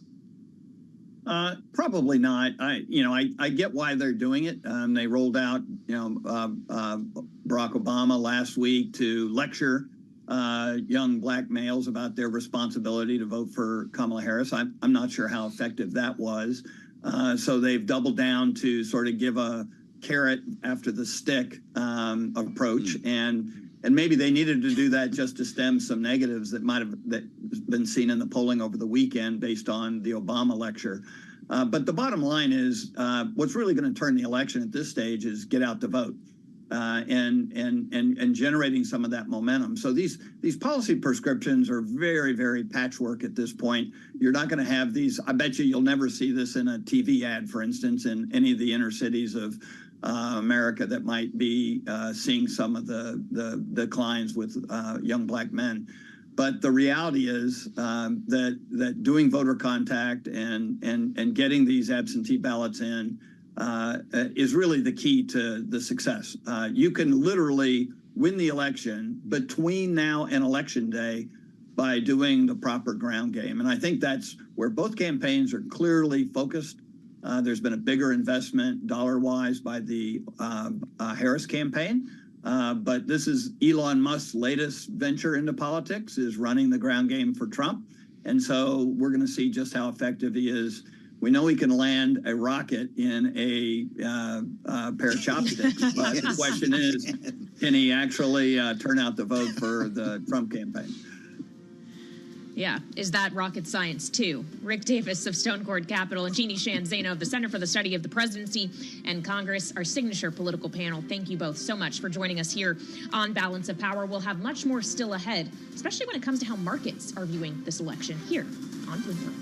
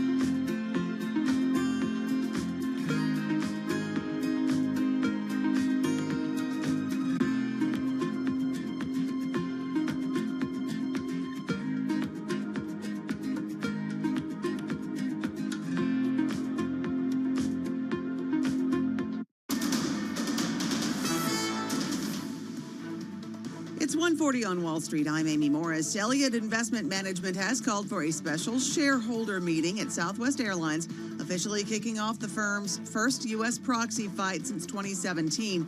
The activist has requested the meeting take place on December 10th so its fellow investors can vote on its raft of new board nominees. That's according to a statement earlier today confirming another Bloomberg News report. Southwest shares right now down 2%. Stocks are hovering near record highs. Investors are looking ahead to corporate results for a little vindication of those soft landing bets. Earnings season unofficially started on Friday. Key companies are delivering results later this week. We're watching out for Goldman Sachs, Netflix, United Airlines, and a whole lot more. We check the markets for you all day long at Bloomberg. The S&P 500 up 0.7%. NASDAQ up 0.9%. The Dow up 0.4%. The Russell 2000 up 0.4%. For on-demand news 24 hours a day, you can subscribe to Bloomberg News Now wherever you get your podcasts. I'm Amy Morris, and that's a Bloomberg Business Flash. Now back to Balance of Power with Joe Matthew and Kaylee Lines. Amy Morris, thank you so much, keeping us honest on the markets as we bring you the fastest show in politics live from Washington. Pretty interesting then. Another all-time high for the S&P 500 index, Kaylee. This is remarkable. We're 3 weeks out from an election that no one can predict here on the air. The ultimate in uncertainty. And this market continues to whistle past the graveyard unless it thinks it knows something we don't. Well, I guess that's the question we have here, knowing that it may be some time before we know who won the presidency, as we've already discussed this hour with the likes of former Congressman Denver Riggleman. There's potential for violence, for civil unrest around this election. We know markets don't like uncertainty, but the markets don't seem too bothered right now. And I wonder if this is just another case of we'll all wake up to it in late October, first few days of November, suddenly everyone freaks out, or if there is a reason for this. If we point to the Fed or the fact that earnings season is now underway, maybe the fundamentals matter a little more here. The betting markets seem to think it's Trump. I don't know what the stock market thinks because it changes every 5 minutes. And the fact is all the polling shows this in a statistical dead heat. There's also the matter of what's happening in the Middle East. We're going to talk to Hagar Shamali a little bit later on. Crude oil is holding, at least West Texas crude, $74 a barrel here. Kaylee, we talked earlier about 100 U.S. troops deployed to Israel for what might happen next. These are all the kind of clouds that can wreck a market, yet we continue to hit new highs. Yeah, so let's dig into this a little bit more and turn to Jess Menton, who is Bloomberg senior equities reporter joining us from New York. So Jess, just can you help us understand what exactly is happening here? Is it that markets have not yet woken up to or are not yet thinking about the election to the same extent, say, Joe and I are, or that they've decided perhaps there isn't enough risk out there to be disruptive? Well, that's a great point, because the best place to look in the corner of the market for where potential hedging can be taking place is actually in the derivatives market. So even though we're seeing kind of the broader indexes still holding up, obviously trading at records here. I mean, the S&P 500 has only swung at least 1% or more in either direction in just 3 sessions over the last month. But if you look at what's happening in the options type space, especially if you're looking at volatility or even put skew, that's showing you that hedging is actually back in favor right now. And a lot of that, especially if you're looking at VIX futures over the next month, because obviously, as you mentioned, Kaylee, we had earnings season just kicking off. We'll have more banks reporting this week, but that'll continue over the next few weeks or so. But then also we have obviously the election November 5th, and then of course that Fed decision on November 7th. So now you're starting to see that hedging picking up, but it's more so not broadly when it comes to the major indexes. It's more event risk that traders are hedging for right now. Well, so Jess, is the VIX the market then for now? When you wake up in the morning, the first thing you look at?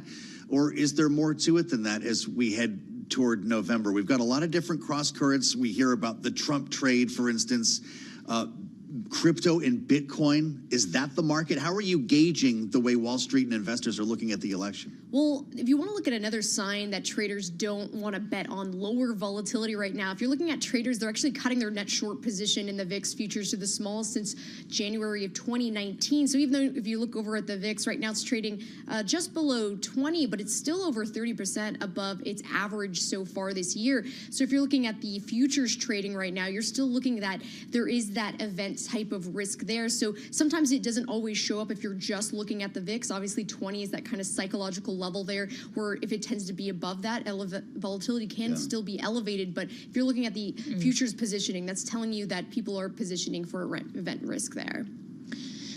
Jess, I'm reminded of the debt ceiling fight of last year when we were making hay about it here in Washington. Obviously, everyone was really freaked out. I was spending most of my days on Capitol Hill where it looked like we might actually not come to a solution, that the U.S. could actually default on its debt. It wasn't up until right before the X date that it really seemed like the market was paying attention. And I wonder if we look back historically at political events and how they coincide with equity market behavior, when you would expect to see, not just in derivatives and looking at the VIX, but in the actual equity market itself at these record highs where we now sit, when would you expect to see any kind of downside if it does materialize? Well, typically it's been more if there's been political risks, when there's big moves in the bond market, because then all other asset classes end up having to reprice, especially in stocks. But typically when it comes to presidential elections as well as midterm elections, a lot of it has to do with gridlock in Congress, because then if the status quo remains the same, you're not going to have major policy swings in either, say, big tech regulation, healthcare,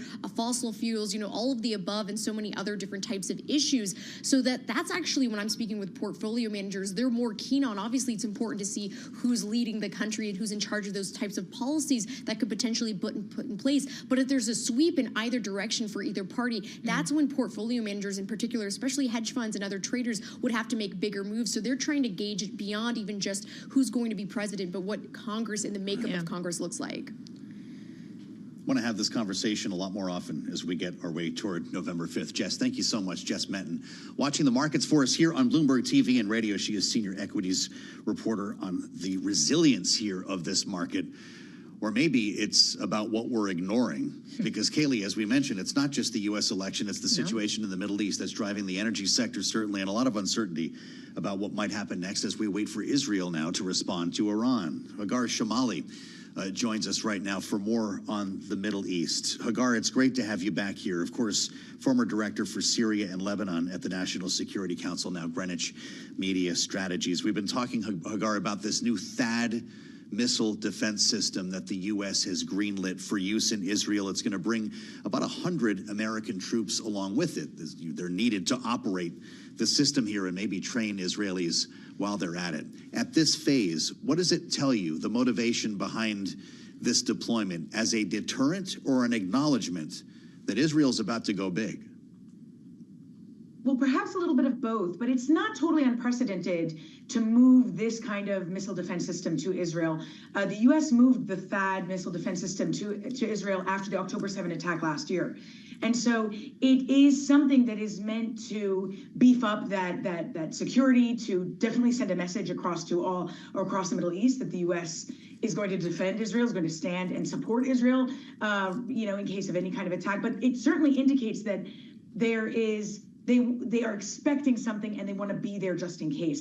The U.S. also has said that they know that Israel has narrowed down its targets in Iran in response to Iran's assault. So they clearly have an idea of what Israel is considering. We know that Israel hasn't come to a definitive agreement yet or decision as to exactly what it's targeting in Iran. It does seem as days go by that it's less and less likely to be the nuclear facilities, but it's still possible. It could always be oil fields, which obviously is going to lead to that uncertainty in the markets that you mentioned. But Israel also is aware of, that targeting oil fields not only has an economic consequence, but an environmental one as well. And so in my opinion, I think we're looking more at Iran's military infrastructure, their weapons depots and things of this kind, possibly certain leadership. But this is where I see things headed in general. But again, Prime Minister Netanyahu is feeling very bold, has been taking many risks and many gambles, and that is yet another reason why the U.S. likely is deploying that missile defense system, both to defend and as a deterrent, but also because they might expect some kind of response. Well, Hagar, as you described, Netanyahu is feeling bold right now. His government has been kind of taking their time with this. We've been left on edge waiting for that response for some time now. The longer it takes, is it likelier that a cooler head prevails, if you will, or just that it is a very specific targeted kind of response? I just wonder how the timeline factors in here. The timing is kind of part of the game, if you will. And I'm not trying to sound trite in this or make light of it, but the Iranians were very similar as well. I mean, and then they said that back this was a few months ago when they had their response I'm sorry, when Ismail Haniyeh was assassinated in Iran, Iran said, we're going to respond, and the waiting is part of the game, is part of the effort to make everybody on unease and to make them feel nervous and anxious and to await the suspense is part of it. And so Israel in this, it could be part of the game for Israel, but I think also the Israeli government is thinking, is taking their time with their decision and trying to be smart about it and responsible about it, and responsible, but I mean, responsible for what they feel is what achieves their national security objectives, even if the U.S. disagrees with that. And the Israeli government, the war has shifted, and so they have a different playing ground here to play with, and that's that they are much more heavily engaged in Lebanon than we all anticipated a month ago only. And so they have to be aware of that they're more heavily engaged in Lebanon. They've promised for a further escalation in Lebanon. They've pursued a ground invasion, which calls for a whole different level of commitment. Gaza is still ongoing. Every time they withdraw from parts of Gaza, Hamas pops back up. Hamas is significantly diminished, but again, they are still popping up in these areas, so you still see them engaged there. And so I believe they're really taking their time with it. They do care about the U.S. perspective and guidance. But again, and I've said this before, as you know, if there's a disagreement, and we disagree all the time, the Israeli government, Netanyahu administration is certainly going to do what it feels is best for its survival. But I don't believe that they want to launch a full-scale regional war. One could argue we're still in that at the moment, but a direct engagement with Iran. With that said, Hagar, how does Benjamin Netanyahu view the next 3 weeks in American politics, with the inflection point being our election on November 5th? Well, I want to start off by saying that I believe the Biden administration has been very supportive of the Israeli government. And that said, I believe that Netanyahu doesn't feel that way, or doesn't feel enough love, because Netanyahu has said that before, and has been quite public about that. And that said, from his point of view, from the Israeli government point of view, Netanyahu is waiting with bated breath to see what happens, because it will have an effect, especially if you're talking about Trump versus Harris administration. There are going to be significant differences in their support of Israel. Both are going to support Israel. Both are going to be committed to Israel's defense. Israel is a non-NATO ally of the United States, and the U.S., through our laws, have pledged to maintain Israel's qualitative military edge, which means, therefore, its superiority over anything military in the region. But that said, I think a Harris administration is going to try and twist Israel's arm more, is going to play more with the idea of conditioning aid, is going to be more loud and have a stronger tone about civilians being killed. Whereas the Trump administration, I think, is going to say, I'll give you what you need to wrap this up, but wrap it up.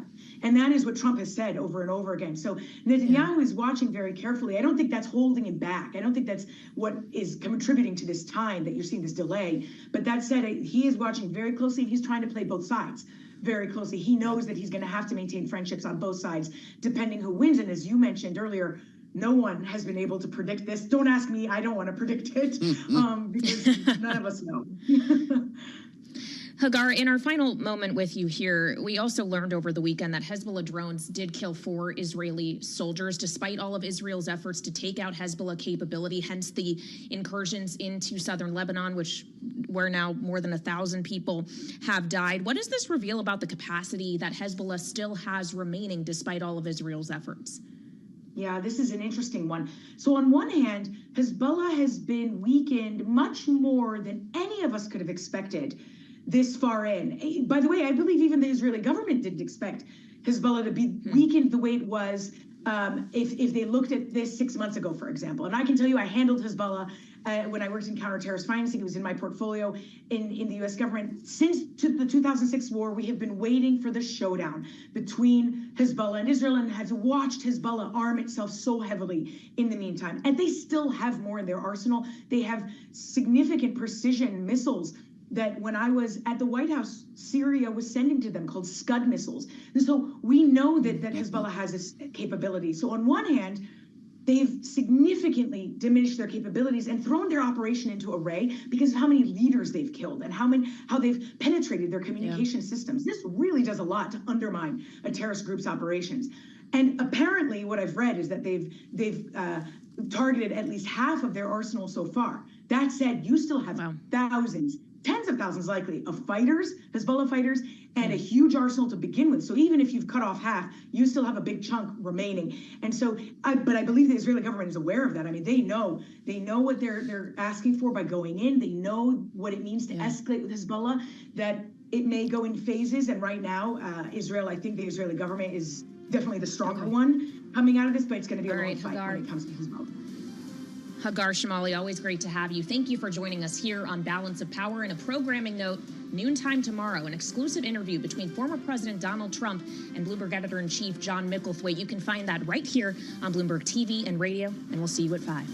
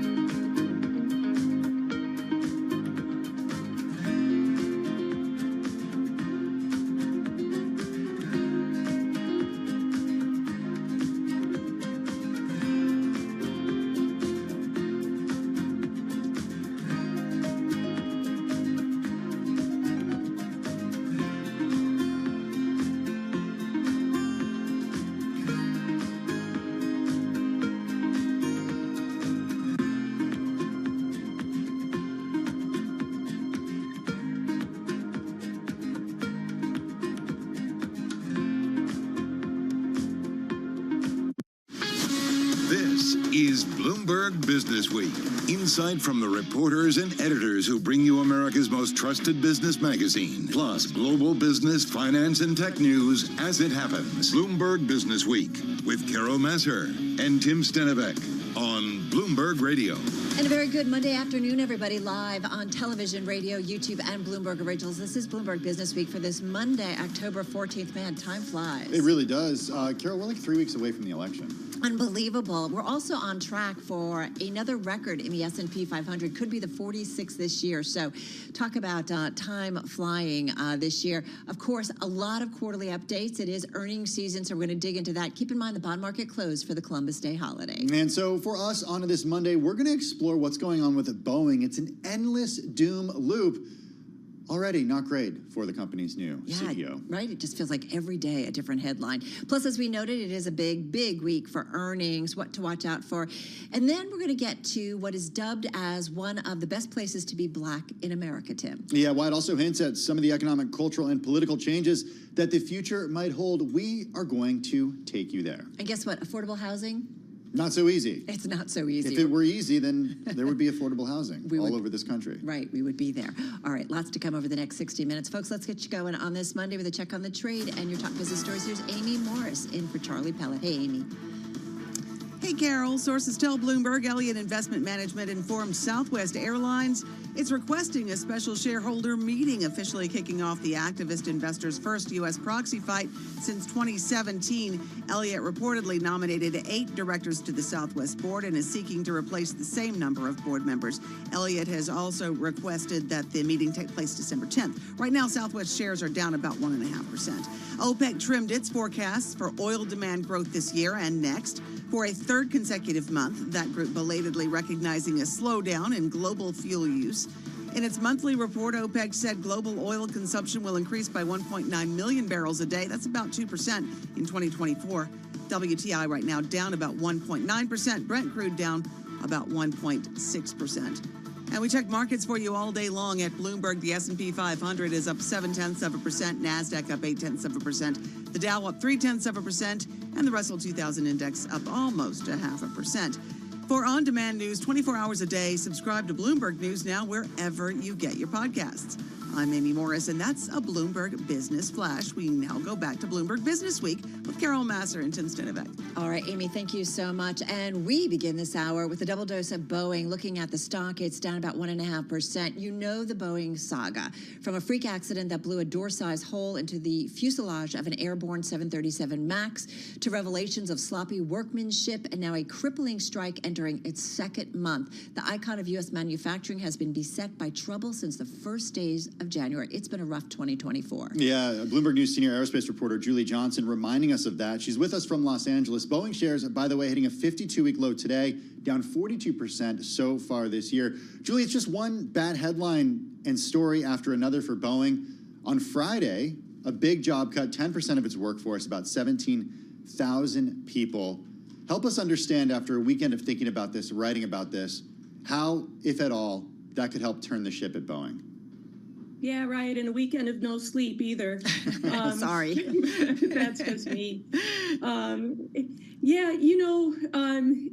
Epstein, the Bank of America analyst, coined this phrase, perpetual doom loop.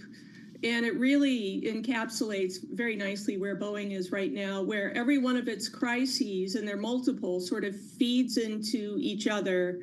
And they all, it seems like, are getting worse to some degree, especially with this strike. So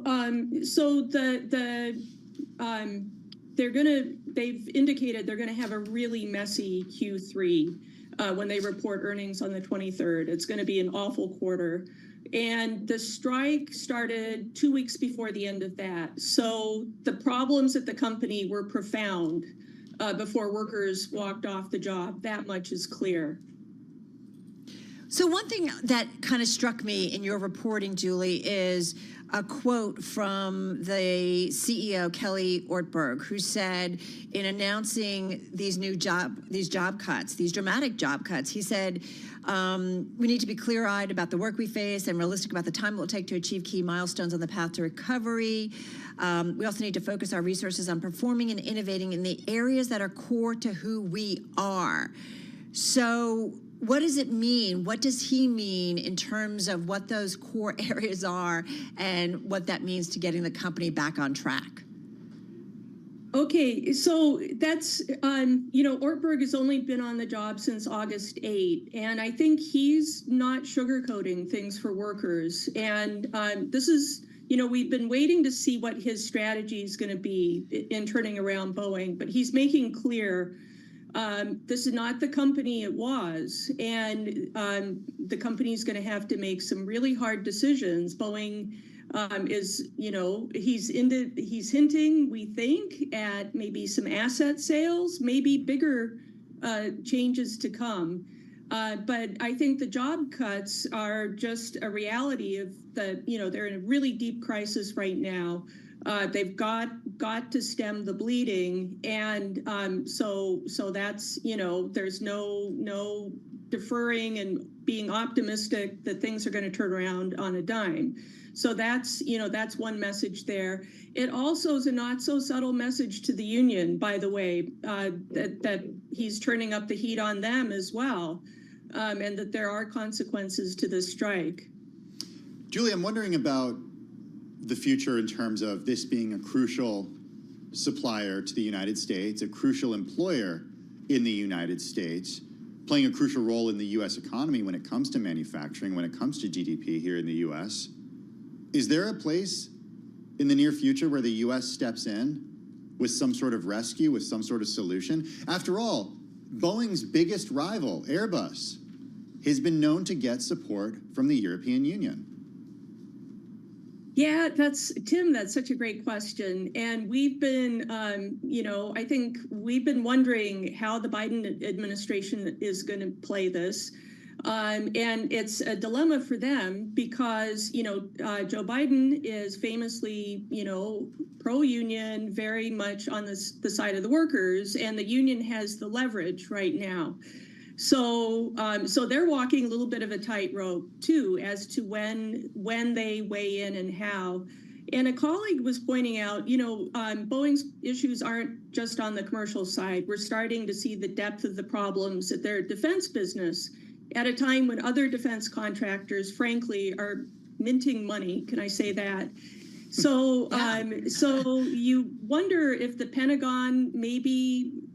Is there a way to come back and restructure some of these deals that Boeing signed a decade ago when they were awash in cash, and that are just going to be bleeding money for at least another 2 years? We're going to talk a little bit more about, whether the government can provide some assistance, especially on the defense side or the Defense Department. When we catch up with Thomas Black, we're going to have that conversation right after we finish up with Julie. But Julie, while we still have you, you remind us in the story that Boeing let go of its head of the defense and space business. And it makes me wonder, we have had so many conversations about how Boeing is important to the national security of the United States. So if they let go of their defense unit, are they as important? And will the government still feel potentially some pressure to assist this company? Well, another way to think of this, and by the way, Ted Colbert, who was the first person, walked out the door, the first high-ranking official walked out the door under Ortberg. He is well liked, and he inherited a horrible hand. So it was an interesting move, and there are people who are sympathetic to him, but it came right after Ortberg had met with the Pentagon and got an earful, and right after the Starliner, which is that debacle, right. And that was also one of Ted's divisions. And that might have been as much Ortberg sending a message to the Pentagon, I hear you. We get your frustrations, we're on it. As I think that might have been a big part of the motivation. Julie, the question that I always have for you is about alienating customers here. Again, fair to say this is pretty much a duopoly between Boeing and Airbus when it comes to the aircraft that they provide customers around the world. These are the airlines we're talking about. To what extent is this affecting customers in the sense that, they're not going to order planes from Boeing and they're going to instead go to Airbus, all with the really important caveat that Airbus is at capacity, at least for the A320, through the end of the decade. And beyond. Wow. Yeah. So that's the rub right there. It's not like customers, as frustrated as they are, can have anywhere to go. And Airbus, by the way, is also dealing with massive supplier issues and is probably not going to hit its production targets this year. It's already signaled that. So the industry is really having a moment right now. But, you know, the pain and the spotlight is on Boeing. How worried, Julie, do we need to be worried about the balance sheet? And we've talked a lot about it. It's just kind of remarkable, our concerns about this company when it comes to potentially what we're seeing in terms of cash and so on. So how worried do we need to be here? Oh, I think that's a huge issue right now for Boeing. There's no doubt about that. And the ratings agencies have all, you know, signaled that a downgrade to junk status is definitely being seriously considered. And so Boeing's burning through cash. And so they've got to do something. We've reported that they're seriously considering an equity raise, and the analysts wondered if this Friday announcement, you know, where they showed their hand for the earnings, if that was maybe starting to clear the deck for the company to go back to the market and, you know, sell stock.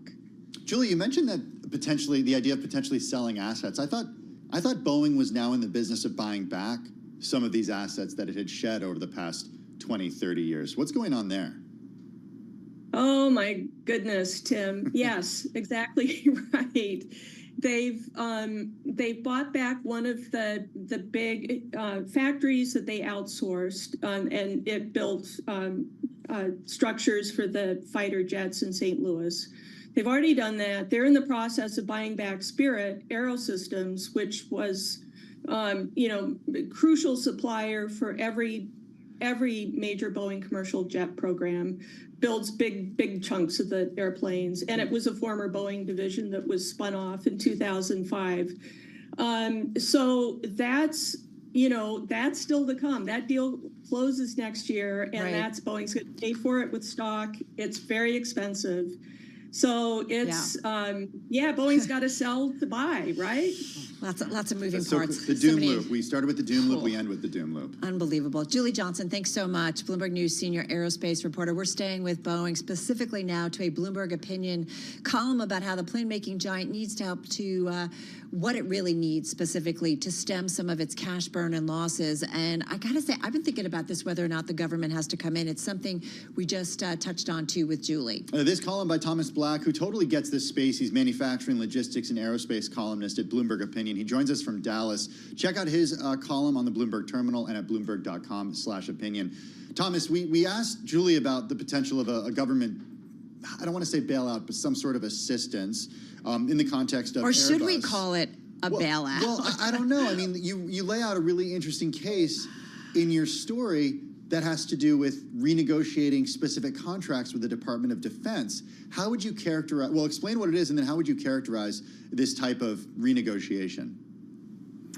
Well, Boeing has these fixed price contracts that they entered into. It's in their defense unit. They also have some space contracts that are in that same regime. The problem is that you get paid one fixed price, and if you go over budget, then that's all on you. And I think some of these contracts were negotiated before we had the big spike in the inflation rate, and also we had all kinds of pandemic problems. So the company is now kind of on the hook for these contracts. I think the Defense Department, given the circumstance that Boeing is in, maybe could ease up on those and help the cash burn a bit on that side.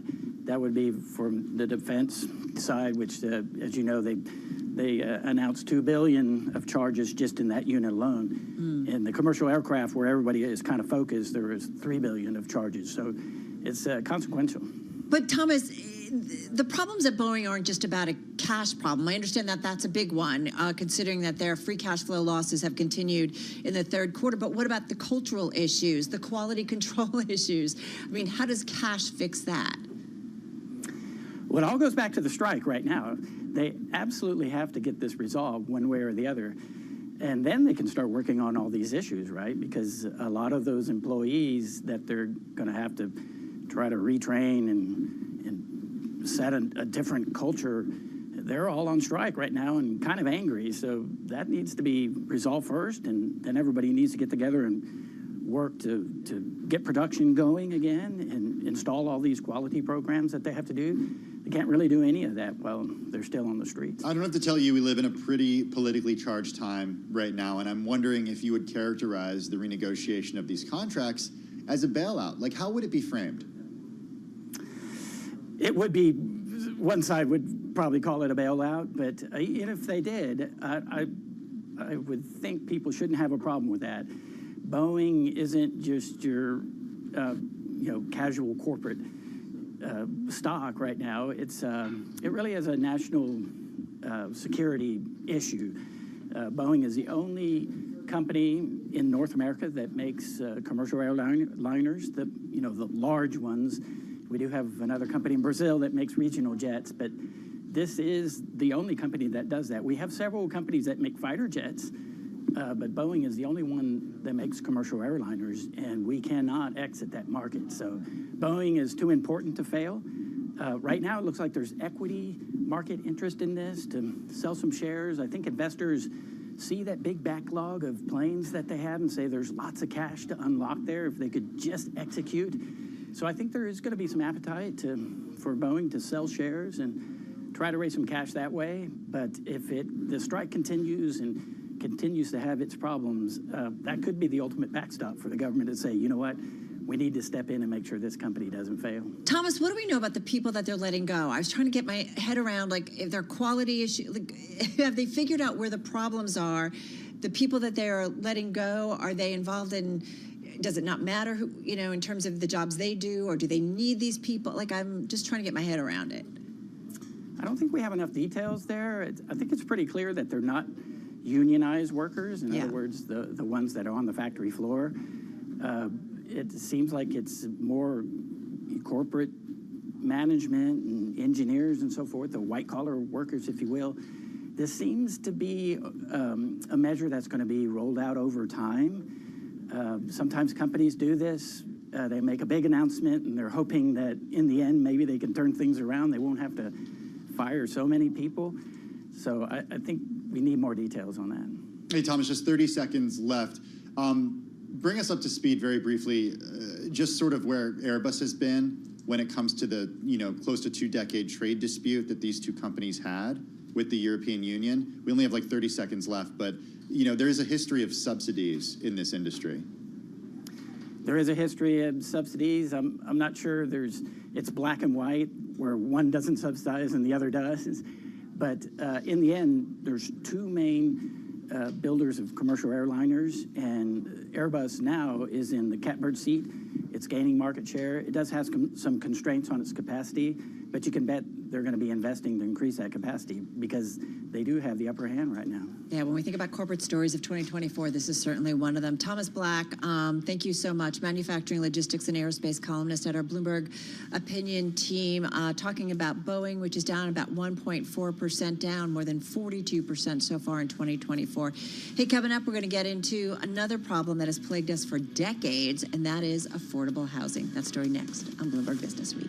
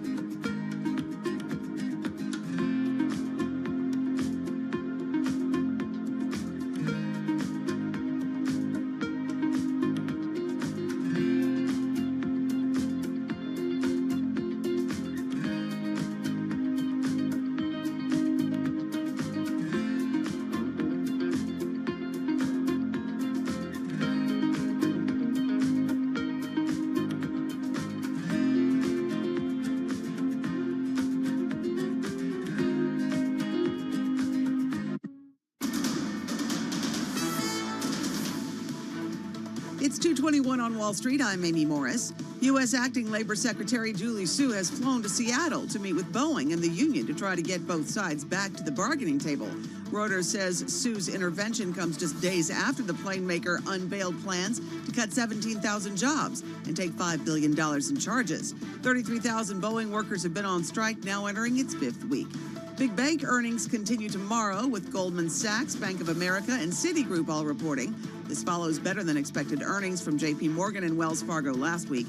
Net interest income will remain in focus in time where the Federal Reserve is expected to continue to lower interest rates. We do check markets for you all day long here at Bloomberg. The S&P 500 up 0.8%, NASDAQ up 0.9%, the Dow up 0.5%, and the Russell 2000 up 0.5%. Looking at Brent crude now down 1.7%, and NYMEX crude down 1.92%. The bond markets are closed today. For on-demand news 24 hours a day, subscribe to Bloomberg News Now wherever you get your podcasts. I'm Amy Morris, and that's a Bloomberg Business Flash. Now let's go back to Bloomberg Business Week with Carol Masser and Tim Stenevec. All right, much appreciated, Amy Morris there. Well, as we count down to the November elections here in the United States, one issue that keeps coming up is about housing, access, and affordability. And to be painfully honest, it's an issue that has been popping up for decades, and yet not all areas are seeing pain. On that, Ali Wolf, chief economist at the housing market research firm Zonda, spoke about the U.S. housing market with Bloomberg News global finance correspondent and co-host of Open Interest on Bloomberg TV, Sonali Basak, and shared what area of the market is actually doing okay. Surprisingly, the middle market and the high-end market are still holding up. There's still a reasonable amount of sales because those purchasers have some form of wealth that is allowing them to still be active, whether that's through the stock market, home equity, retirement savings, just saving over time. So we're not as concerned in general with maybe the baby boomers or the Gen Xers. Well, there you have it, Ali Wolf, chief economist over at the housing market research firm Zonda. Joining us now with more, Bloomberg News global finance correspondent and co-host of Open Interest on Bloomberg TV, Sonali Basak. Joining us from New York City, I believe she's waiting for a flight at JFK. So, Sonali, we definitely appreciate you taking the time this afternoon. Why did you want to get Ali Wolf's commentary when it came to the housing crisis? Why is she uniquely positioned to understand whether or not we are in an affordability crisis right now and where we are? Well, one really big thing about this, Tim, is that a lot of people want to look at the housing crisis that we're in right now and say, well, interest rates are so high, but it's such a small part of the story. A lot of this is really down to supply. And Ali Wolf works for a firm called Zonda, which has very granular data about that supply and new home construction in this country. And currently already is part of a working group that works with the White House on a fairly regular basis, just to get a sense of what that market looks like. If you look at the plans being put forward, both by Kamala Harris and Donald Trump, something really interesting about it is this supply problem is really hard to fix on both sides. So the fact that it's a bipartisan issue makes a lot of sense, but both parties will have a lot of difficulty really addressing the issue. And Ali Wolf makes a really good point here that a lot of the issue comes down to the local level and local zoning laws that really prevent a lot of supply that these candidates are trying to bring to the market now. We talk about that so much, right? It does come out to, they talk about, right, real estate market. It's a local market. And so the rules, the laws, the zoning really makes a difference about whether or not you see building or not. Having said that, it was interesting, her soundbite that we just played, that basically it sounds like if you can afford it, you can find housing, no doubt about it. It really has to do with less expensive homes, maybe those looking to get into, first-time home buyers. There's a distinction in the marketplace. Well, what's interesting, too, is if you think about it, so many homeowners have mortgages under 4 or 5%, particularly that 4% mark. A separate opinion column by Bloomberg opinion columnist Connor Sen made this point that you would have to see mortgage rates, not interest rates, but mortgage rates drop below 3% for a really significant move, which is very unlikely to happen anytime soon. And so it's really the millennials that Ali Wolf is concerned about. But if you think about it, even right now, what we have seen as interest rates start to drop, we have seen refinancings just boom, which means that people are refinancing existing mortgages rather than looking to new mortgages and new homes. So unclogging this housing market is going to be a really sticky part of the economic story. Think about it, guys. On Friday, we got that University of Michigan sentiment data. The cost of living was such a massive part of that. People are not leaving their existing homes, which means opening supply is an even harder question. You build new homes, people move out of existing homes into those new homes, and then those existing homes are then sold. There's a clog here in the pipeline. You know, but I think about, you know, the soundbite we played, we're not as concerned in general with maybe the baby boomers, the Gen Xers. I think at some point, though, there are older folks that unfortunately are going to pass away, right? And who are in a lot of housing stock right now. You know, we've talked about demographics that, you know, people aren't having as many babies. Like you are seeing, it feels like the population trends maybe level off here. And I do wonder, did she have anything to say that, I don't know, is it 5 years, 10 years, where you will see more supply, older supply come back into the market? Well, that is a great question. She did not give a firm time horizon, but to say that it will absolutely take years. People are living longer. That is one thing. And then there is this issue in which, you know, you just do not have maybe the supply in places people want to buy either. You know, this is an interesting part of this too. One fix to this is a difference in psychology. The YIMBY movement has become now a hallmark of the Democratic Party in a large way.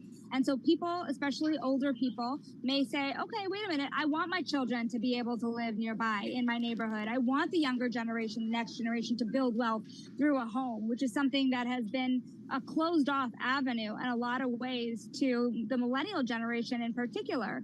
But, you know, waiting for a population to age out doesn't take care of the problem anywhere in the near term. And, you know, there are different measures here, but the supply of homes short in America is anywhere between 4 and 7 million. So there's a wide range of estimates out there between how many homes we don't have. It's actually a lot higher than what's being marketed in a lot of these presidential campaigns. Shonali, I love in the interview you did with her, she brought up Minneapolis as an example of a place in the United States that has relaxed its zoning laws, going from single-family homes to allow multifamily homes to be built.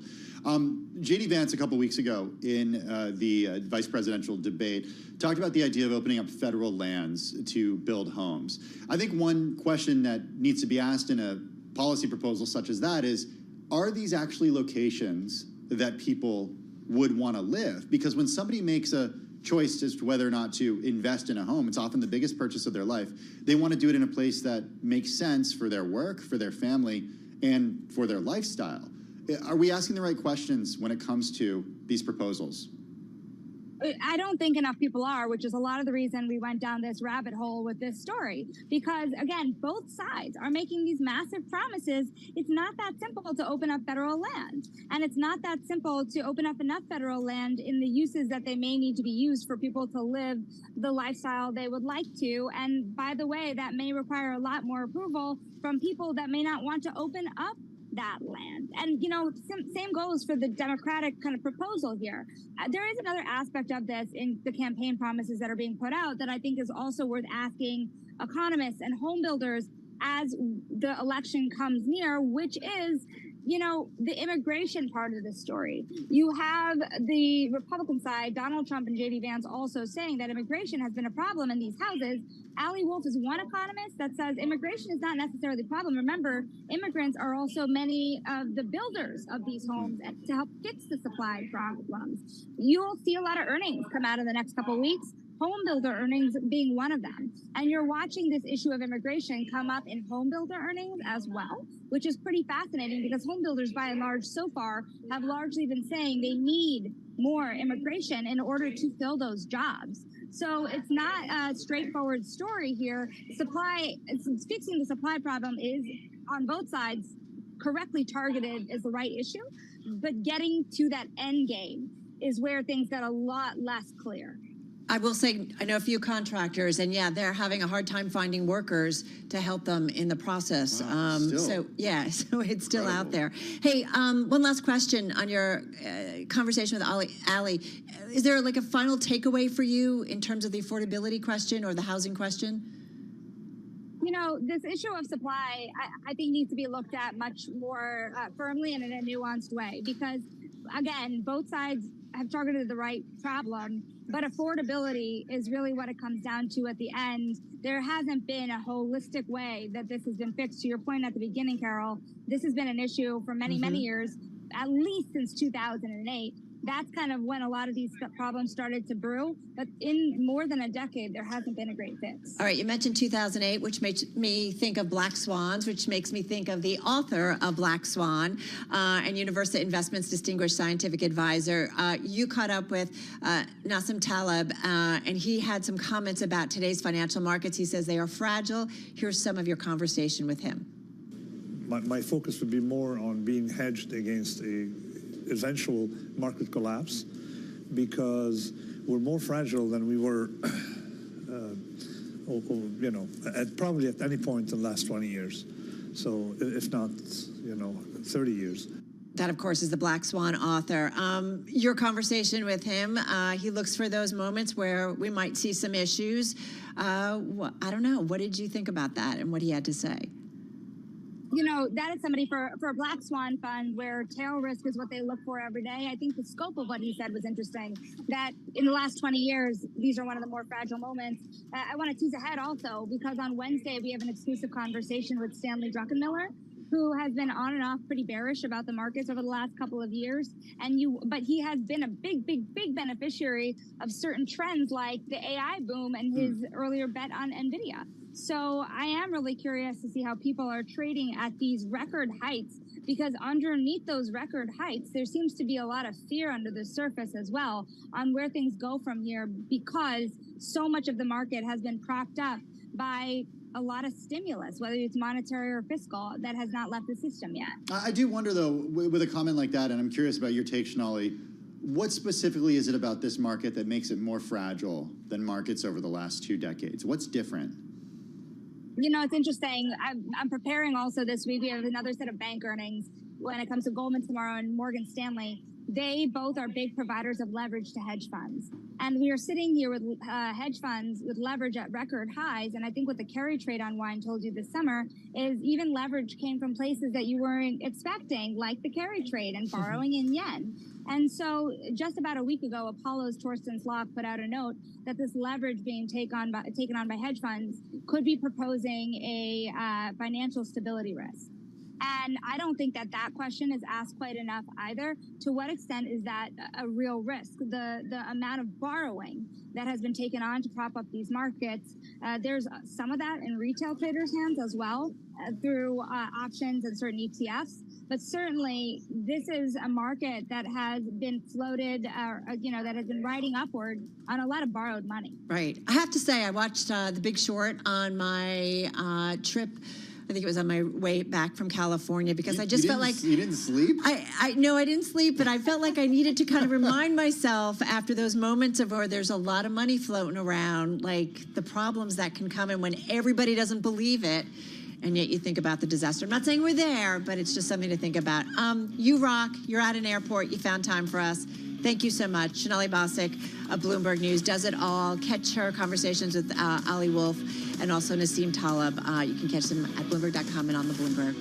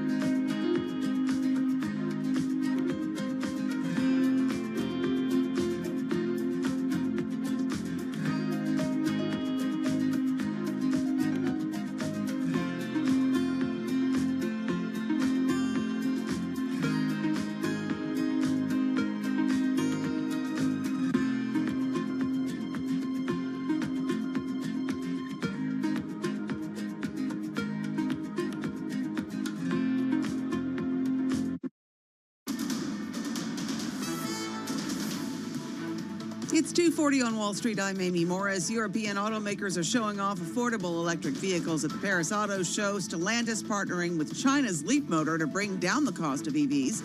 CEO Carlos Tavares tells Bloomberg that governments need to offer better incentives to bring electrics closer to the price of internal combustion vehicles. And he said Stellantis' brands are important assets, and he, therefore, rejected Chinese automakers' previous advances to buy some of them. Stellantis shares are about 1.5% higher. Minneapolis Federal Reserve President Neil Kashkari says it appears likely that further modest reductions in the central bank's benchmark interest rate will be appropriate in the coming quarters. He spoke at the Central Bank of Argentina's Money and Banking Conference in Buenos Aires earlier today. And we check markets for you all day long here at Bloomberg. The S&P 500 up 0.8%, NASDAQ right at 1% higher, and the Dow up about 0.5%. The Russell 2000 also up a little more than 0.5%. The bond markets are closed today. For on-demand news 24 hours a day, subscribe to Bloomberg News Now wherever you get your podcasts. I'm Amy Morris, and that's a Bloomberg Business Flash. Now we go back to Bloomberg Business Week with Carol Masser and Tim Stenivek. Thank you so much for that update. Really do appreciate it, Amy. We're less than a month away from the U.S. election. In some states, early voting has already begun. Much being written about various sectors of the voting public, be it Latin American voters, young men, white women, black men, which leads us, Carol, to a story about an area of the U.S. that's been dubbed one of the best places to be black in America and how it may hold some clues about the future. Yeah, it's one of the most read stories on the Bloomberg on this Monday. For all the details and why you should care, we head to our Bloomberg News Bureau in Atlanta and to the Bloomberg Bureau Chief there, Brett Pulley. Brett, so glad we could spend some time with you on this story. Take us to Paulding County. Take us to Confederate Avenue. Where is it? What's going on there? And why is it maybe the best place to be black in America? Hi, Carol. Well, Paulding County is this exurb, sort of out on the peripheral of the Atlanta metropolitan area. It's northwest of Atlanta, maybe 30 to 40 miles. And yes, it's one of these places one of the places you would probably not expect, but has actually been dubbed the best, perhaps, place in America to be black. And this is based on various data, McKinsey data and some other data that shows that based on things such as income and housing and health outcomes, poverty rates, etc., there are few places in the country that tend to be these sort of peripheral communities where, in fact, the parity, people are nearing parity in terms of the lifestyles of the white residents and the black residents. Not a lot of places, but Paulding County, based on data, is actually number one. Nearing parity, but not at parity. As you and Kelsey write in the piece, nationwide, the average black household earns $53,000 a year, $42,000 less than the average, 42%, excuse me, less than the average white household. In Paulding County, the difference is 5%. Black homeownership trails white homeownership by nearly 30 percentage points in the U.S., 11 points in Paulding County. What is unique about these places, though, Brett? Like, what's working in these places that's not working elsewhere? What's unique about these places that isn't around elsewhere? Well, you know, I think you're right. I think there are some things that work, and I think there are some, you know, cultural and social pioneering that takes place in places like Paulding County. So certainly the availability of land on the outskirts of the suburbs is a factor, and so the affordability of housing is probably priority number one. And then things such as decent schools, of course, and the overall quality of life. Now, at the same time, a lot of these places, in particular Paulding County specifically, have not always been perhaps the most desirable or even most welcoming places when we talk about diversity. So in Paulding County, for example, which has long been predominantly white, predominantly Republican, the population over the last few decades has gone from about 4% black to about 25% black. And so as Stacey Abrams, a former governor here in Georgia, put it, this is demographics meeting opportunity. So, and I also think about in an election year, what this means potentially. I've got family who have been East Coasters most of their life, but slowly moving down south. And so you see a lot of that, right? Folks from the East kind of transplant. And so I do think about how that starts to change the political landscape. I mean, this is an area, you note in the story, you and Kelsey, that Paulding has voted reliably Republican since the 1980s. So I do wonder if these migrational shifts continue, what it means for politics going forward. Yeah, no, you're right, Carol. I mean, this is kind of the great migration in reverse, right? For a couple of generations, we saw so many black families, so many black residents of the South who migrated to the industrial North, of course.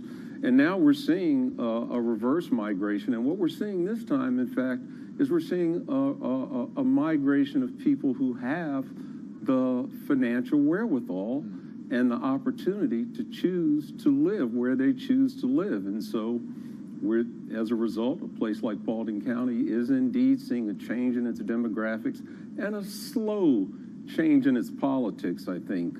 They elected their first black elected official in the county, several years back. Since then, redistricting has drawn that person out of the county. So the change is slow.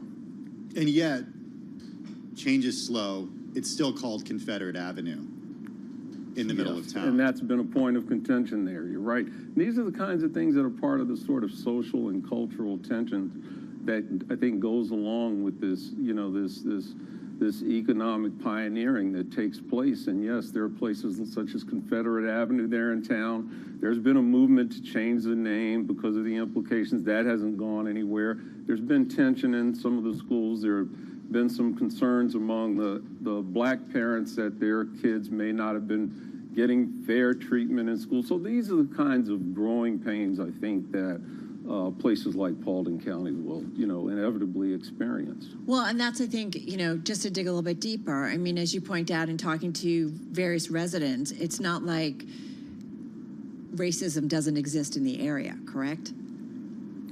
Yeah, I mean, look, and we're not even talking about ancient history necessarily. Paulding County is a place where when Barack Obama was running the first time, 2012, I think, that's the second time? Yeah, 08. 2012, that there was actually a sign posted outside of one of the bars there that said, I do not support the N-word or something. The owner felt it was his right to express free speech in that way. And then, of course, the Congresswoman Marjorie Taylor Greene, her district also encompasses parts of Paulding County. She's been an outspoken supporter of Donald Trump and election denier. So it gives you a sense of the sort of clash of cultures that's taking place in the county. In your view, after going there and reporting this out, Brett, do we see more areas like Paulding County emerge in the coming years, or fewer? Well, no, I think the expectation is that we absolutely do see more. And, and there are some others that are some of these exurbs outside of cities such as Washington, D.C. and Houston and other places around the country where the trend is very much the same. And, as people search for opportunities for their families and search for great housing and schools and the things that go along with that, there will be some areas that will continue to change and evolve, like Paulding County. Well, you took us there, and we really appreciate it. As we said, it's among the most read stories on the Bloomberg, a snapshot of, what are the areas around this country and what it could mean longer term. Brett Pulley, thank you so much. Brett is, of course, Atlanta Bureau Chief here at Bloomberg News, and he was joining us from our bureau there in the city of Atlanta. So really appreciate that. Hey, we got a little more than an hour to go here in terms of trading on this kind of subdued Monday. Is that just because we're tired? Well, no, I was going to say, given the bond market is closed, we got a holiday, a lot of kids out of school. It doesn't seem like trading floors are packed. Still, the S&P 500 up 0.8%. The NASDAQ up close to 1 full percentage point. The Dow Jones Industrial Average up 0.5 percentage point. Yep, could get another record on that S&P 500 on this Monday. Hey, before we wrap up this hour, it is a big, big week for earnings. What to watch out for when we come back right here on Bloomberg Business Week.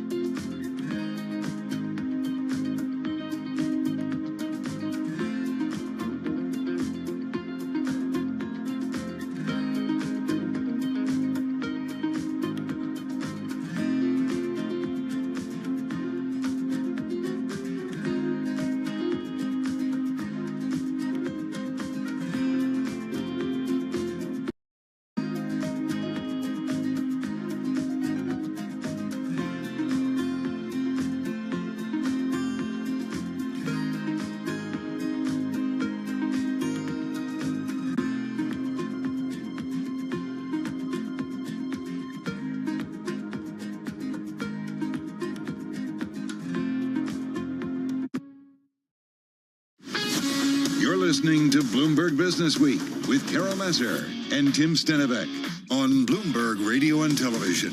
All right, everybody, as you know, it is a busy, busy week when it comes to corporate earnings. Something like, I think I heard Alex Steele this morning on Bloomberg Intelligence on radio talk about $4.6 trillion worth of market cap reporting this week, making it among the busiest weeks in the quarter. So get ready, everybody. Okay, with what's on tap this week, we got Bloomberg News earnings reporter Red Brown here in our Bloomberg studio. We got Citi tomorrow. The big banks continuing with earnings. Net interest income certainly going to be in the crosshairs. What's on your radar? And net interest income is definitely one of the themes that we saw emerge from the reports we got on Friday. Yeah. Surprisingly strong. It was kind of a little bit pessimistic, I think, going into this, but JP Morgan continues to kind of undersell and over-deliver with that measure. Doing just how fine. Yeah. Got to pay for that big new headquarters somehow. Yeah, it's almost finished. So exactly. But so that was one thing definitely that jumped out. And probably will bleed into the reports for the next couple of days. And then another thing, too, is I think we've been really down on investment banking probably for the last year, rightfully so. Business is slow, but we are starting to see kind of the green shoots emerge. If we look at Wells Fargo, not a bank that we typically associate with, a robust investment banking division, but they did really well, surprise to the upside there. And then again, if we think about the banks that are coming this week, they are typically known for having those stronger divisions and doing well in those business lines. So expect to kind of see investment banking start to pop up as a positive in the next reports as well. Yeah, something that's really lagged in a big way. So that's important. important. All right, so beyond the big banks, which we know officially Red kind of kicks it all off for us and helps set the tone, but what else are we looking for We this have week? some big tech as well. We've got Netflix coming on I Thursday. always forget that comes so quickly at the beginning. Yeah, they do kind of sneak up. They're not Right? with the rest of the big tech names. So Netflix, we have to continue to hold on to seeing those subscriber numbers for the next 2 quarters. They're going to be gone after this year, right? So with subscribers, we're expected to see 4.5 or so million new ads. That's down from close to 9 last year. So they are starting to kind of peter out. Those efforts to introduce the ad tier, introduce or cut back on the password sharing, those efforts are starting to slow down. So the focus really will be on how do they monetize the ad business now that they have launched it. How do you do a sequel to Squid Game? You do a sequel, you do Squid Game 2. Yeah. It's funny how that works. Anyone who's seen Squid Game knows exactly what I'm talking about. That, it doesn't seem like there can be another Squid Game. Yeah, well, yeah, right? Like you think, but you know let's what? just say You know twists and what? turns. All I could say is when something is so popular, they're like, we'll find a way to do a season 2. that was pretty I cool. should point out Netflix's chief content officer, Bella Bajaria, was at Screen Time event Bloomberg Live on Thursday and talked about kind of some of the stuff that's coming their way, including a variety talk show with John Mulaney. So I bet there'll be a lot of questions about kind of the different content. It's been hard for them to crack that late night talk show stuff. So. Well, they're going more live, which is so interesting to hear because for a generation, Netflix was basically like, no, we are on-demand content. We're not doing live stuff, and they got a live NFL game on Christmas Day. To be fair, analysts are really excited, I think, about all of the fourth quarter content that they have coming out, and NFL is a great one to point out, and they really are making that live push. So we will be curious to hear what their expectation is for the quarter. If we think back, the stock sometimes gets punished for not being as optimistic as I think we sometimes want them to be. Yeah. Despite really strong reports otherwise. So will they take kind of a conservative approach? Some of these properties are releasing later in the quarter, so that might mean that they will want to hedge their bets a little bit. They don't know what the interest will be. You guys are watching Nobody Wants This, right? No, I don't know what you're talking about. What? Well, anyway, Netflix is renewing it for a 2nd season. I mean, that's been the talk of the makeup room and also the newsroom for a certain sec, but I guess apparently not you dudes. I'm sorry. All right, what else we got? How about United? United, yeah. Little travel. Well, I think I was a bit surprised when I was putting the previews together for this week, actually, how optimistic people were about United. I just figured travel slowdown has, started to hit everybody, but United's effort, at least what I've learned, is United's effort to move upscale, continue to target higher end consumers, higher income consumers, has really paid off for them. They're still expected to see strong demand, domestic and transatlantic, which will help the top line. They're still going to have some bottom line issues, though. Higher costs on wages, higher fuel costs will probably lead to another decline, but some positives to take away. Your flight home. Every flight I've been on packed. Is United. In the last couple of months. And it's been United, right? Yeah. Yeah, same thing for me. Like packed, all of it. You guys are doing on-the-ground reporting. Yeah. Oh, yeah. Right before I fall asleep. It's your own little beige book right reporting. here when it comes to United. Anything else? I have my eye read on some financial firms. American Express on Friday, got Bank of America this week too, kind of giving 2 different cross-sections of the consumer. American Express, certainly the higher-end consumer. Yeah. What do you have on your radar for Friday with Amex? Amex, I think one thing that we're tracking is a bit of a tick up in the delinquency rate. Okay. It's more of nothing, I think no red flashing lights or anything quite yet, but it's just part of a trend. The last couple of quarters, we've seen it kind of start to tick up. Still below, if analysts are to be believed from the consensus, still below pre-pandemic levels, but something to keep an eye on. With Amex, though, as well, probably the more important item if we want to look at kind of the health of the consumer. Their build business is expected to be like $390 billion or something like that. It's a 5% growth from last year. Still really strong, I think, in terms of how people are spending. They're still tapping, they're still swiping. So some positives, but definitely something to keep an eye on with the delinquencies. Yeah, that's interesting. Don't you have to pay every month? Yeah, it's a charge card. So a delinquency is when you just defer it, I guess? It's very low. It's 1.3%. Okay. So, but still, I think we just looking for these, the way the momentum is moving. Yeah. And, if people, have an Amex aren't able to kind of pay, what does that say about the rest of the Of course they just forget. Could be. It happens. Yeah, it happens. It's coming, I promise. I just forgot. Red Brown, thank you as always. Really laying out the week when it comes to earnings. Hey, coming up, everybody, we're going to get into kind of the payroll world. We've got a great guest on that. This is Bloomberg.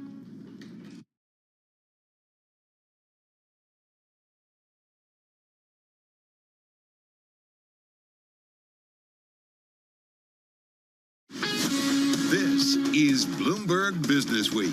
Insight from the reporters and editors who bring you America's most trusted business magazine. Plus, global business, finance, and tech news as it happens. Bloomberg Business Week with Carol Masser and Tim Stenivek on Bloomberg Radio. And a very good afternoon, everybody, live on radio, on YouTube, on Bloomberg Originals. This is Bloomberg Business Week.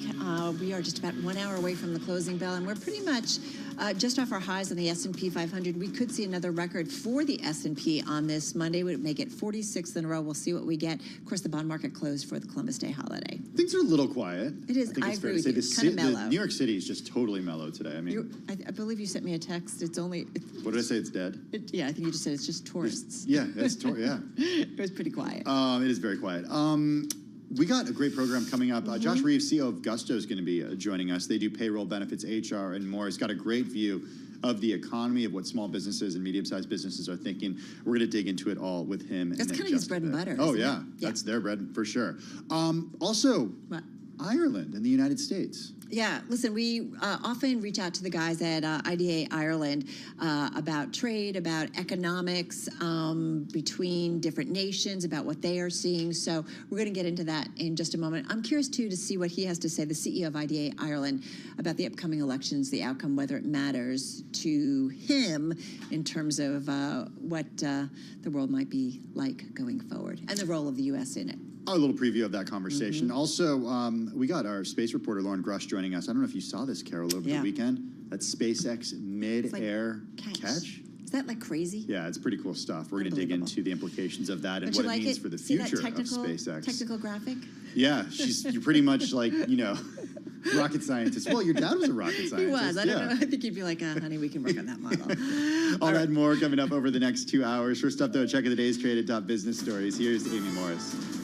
All right, thank you, Tim. Stocks kicked off the week on a note of optimism. Investors looking ahead to corporate results this week for further vindication of soft landing bets. S&P 500 climbed toward a fresh record. As you mentioned, it would be the 46th one this year. We are watching that. NVIDIA leading the gains in chip makers. Shares of NVIDIA now more than 3% higher. Elliott Investment Management calling for a special shareholder meeting at Southwest Airlines, officially kicking off the firm's first U.S. proxy fight since 2017. The activist has requested the meeting to take place December 10th so its fellow investors can vote on its raft of new board nominees. That's according to a statement they released earlier today, which confirmed an earlier Bloomberg News report. Southwest shares right now down 1%. We check markets for you all day long at Bloomberg. The S&P 500 up 0.8%. NASDAQ up not quite 1%. The Dow is up about 0.5%. And the Russell 2000 index up about 0.5%. And the bond markets are closed today. For on-demand news 24 hours a day, subscribe to Bloomberg News Now, wherever you get your podcasts. I'm Amy Morris, and that's a Bloomberg Business Flash. Let's go back to Bloomberg Business Week with Carol Masser and Tim Stenivek. Thank you so much for that update, Amy. Really do appreciate it. Well, stocks on track for their, count it, 46th record? 46. Kicking off the week on a note of optimism, investors looking ahead to corporate results for further vindication of soft landing bets. We got with Abigail Doolittle, Bloomberg News markets correspondent. She's here in the Bloomberg Interactive Brokers studios.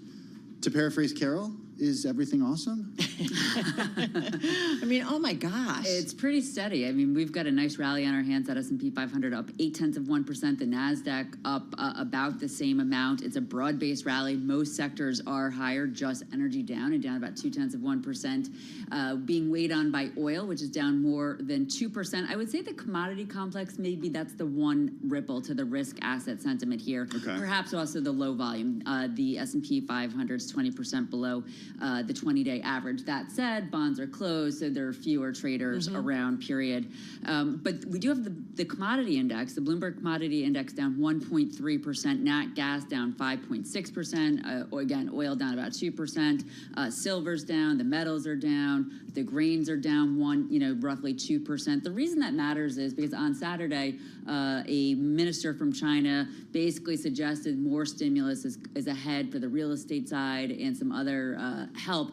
but they failed to name a specific number. And so the fact that China is the world's largest user of natural resources, and you have that complex down, but you have stocks higher, and by the way, China stocks are also down, tech stocks, it tells you investors are not really believing it. As you're talking, I'm looking up the NASDAQ Golden Dragon China Index, down close to 2% today. It is, and last week, let me just pull up a chart, as we all know, or at least some of us know. It's so much fun to do live charting here with you on Bloomberg Business Week. So I'm pulling this up, and last week, that parabolic uptrend started to reverse. Yeah, so it's reversed into a little consolidation pattern. It looks like it's a bearish one. It looks like we're going to see that complex go basically back down to where it started. There's a chance it will be a pattern that will take this index higher, but the propensity is to the downside. Now, that might not matter for U.S. stocks because China stocks have basically been down 4 or 5 years in a row as U.S. stocks have gone higher, or really since 2021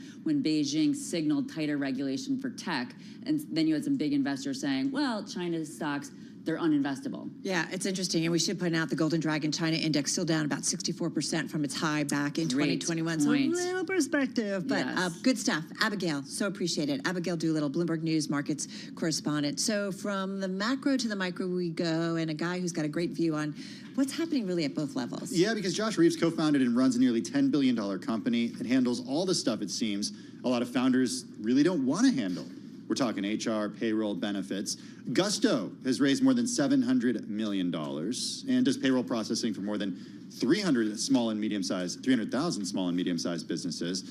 To put that in perspective, Carol, they do payroll processing for more than 6% of employers in the U.S. We're going to pick his brain about how the small and medium-sized world is doing. Josh Reeves is the co-founder and CEO of Gusto. He joins us here in the Bloomberg Interactive Broker Studio. So before we get to your business and the vantage point you have, Josh, tell us what you're seeing when it comes to kind of the economic outlook and market outlook for a lot of small and medium-sized businesses, the backbone of our economy. Well, first off, great to be here. And yes, we do love serving small and medium-sized business. I always love to remind folks they are the foundation for a lot of society. When you think of people and the businesses they can remember, it's often the communities that are near them. One thing we can see in our data, and it's also in the census data, there's a lot of new businesses being formed across the country, over 550,000 new employers in the U.S. in this past year. That's something that got kickstarted and became stronger with COVID, and that's a tailwind to our business because we focus a lot on serving new employers when they hire their first employee. Where are the areas of strength, at least in your data geographically? So we see some strength more in the southeast. So sort of the Sun Belt? A little bit more Sun Belt. Okay. But then we also, and I would point to, published quite a bit of content here. We call it Gustonomics. If anyone is ever interested in exploring. Yeah, we're interested in that stuff. Economists on staff, where we try to make that visible to anyone. No, we don't like data at all. Go ahead. That's like our thing. But so you're seeing Sun Belt areas of weakness? Areas of strength. I know, but so what areas of weakness are you seeing? Areas of weakness can tend to be more in the major cities. Still? That's gotten a little bit better in the last couple of years, but some of that's still hanging on. But it is also industry by industry, and I would need to look back at the data myself. I love to remind folks there's more dentist offices in the U.S. than tech startups. So even though I live am based in Silicon Valley, we obviously care a lot about that mainstream SMB audience. Well, so then you have a great window into where communities are developing and moving towards. And I just think about the conversation we had last hour with our Brett Pulley, taking us to a place where, you're seeing a lot of migration happening and something you hadn't seen. The pandemic did that too. So tell us about that shift, what you're seeing, where communities where we maybe didn't have them, all of a sudden you see them really growing up.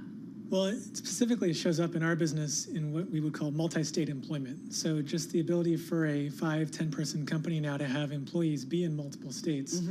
Well, there's a lot of positive to that. You can access new talent pools. One of the biggest negatives is because of how the U.S. was formed, local, state, and federal rules are quite different by region. And so that's where we also can try to be helpful, is make it easier to kind of abstract that complexity. But we do talk about this compliance inflation concept that is still happening across the country. Because that means different payroll rules and regulations depending on the state that they live in. And the county and the town. And a lot of times it's basically highly variable. It ties to what that specific jurisdiction chose to do. And it's not just payroll. It could also be employment filings. It could be compliance requirements. Think about just all the different government rules that get created, really agnostic to administration, generally it's just been more, not less.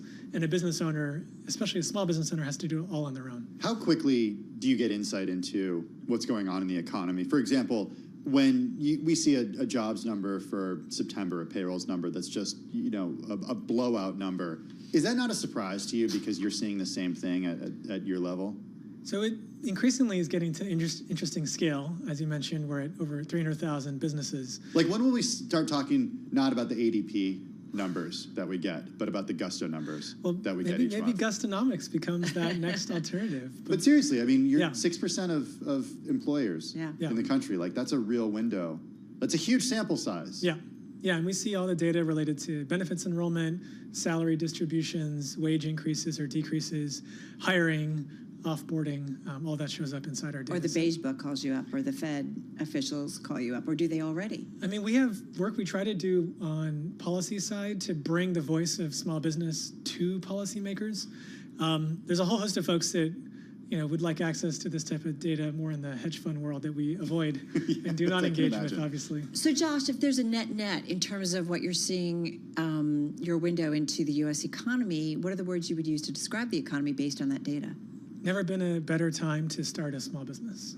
And part of that is not just because of the trend we see concretely, but also companies like us trying to help make their life easier. So is it sort of puzzling to you to see Kamala Harris and Donald Trump out there on the campaign trail trying to make it even more attractive to small business owners? I don't think it's logical to me that folks are going to evangelize small, medium-sized business. But you said there's never been a better time. But the key is, what are you doing about it, right? I mean, small, medium-sized business leads to employment. Employment is a good thing in any kind of politician's career. So, we're agnostic politically, but I'm not surprised that politicians talk a lot about SMBs. There is even lots of good policy, tax credit policy that have been created for SMBs.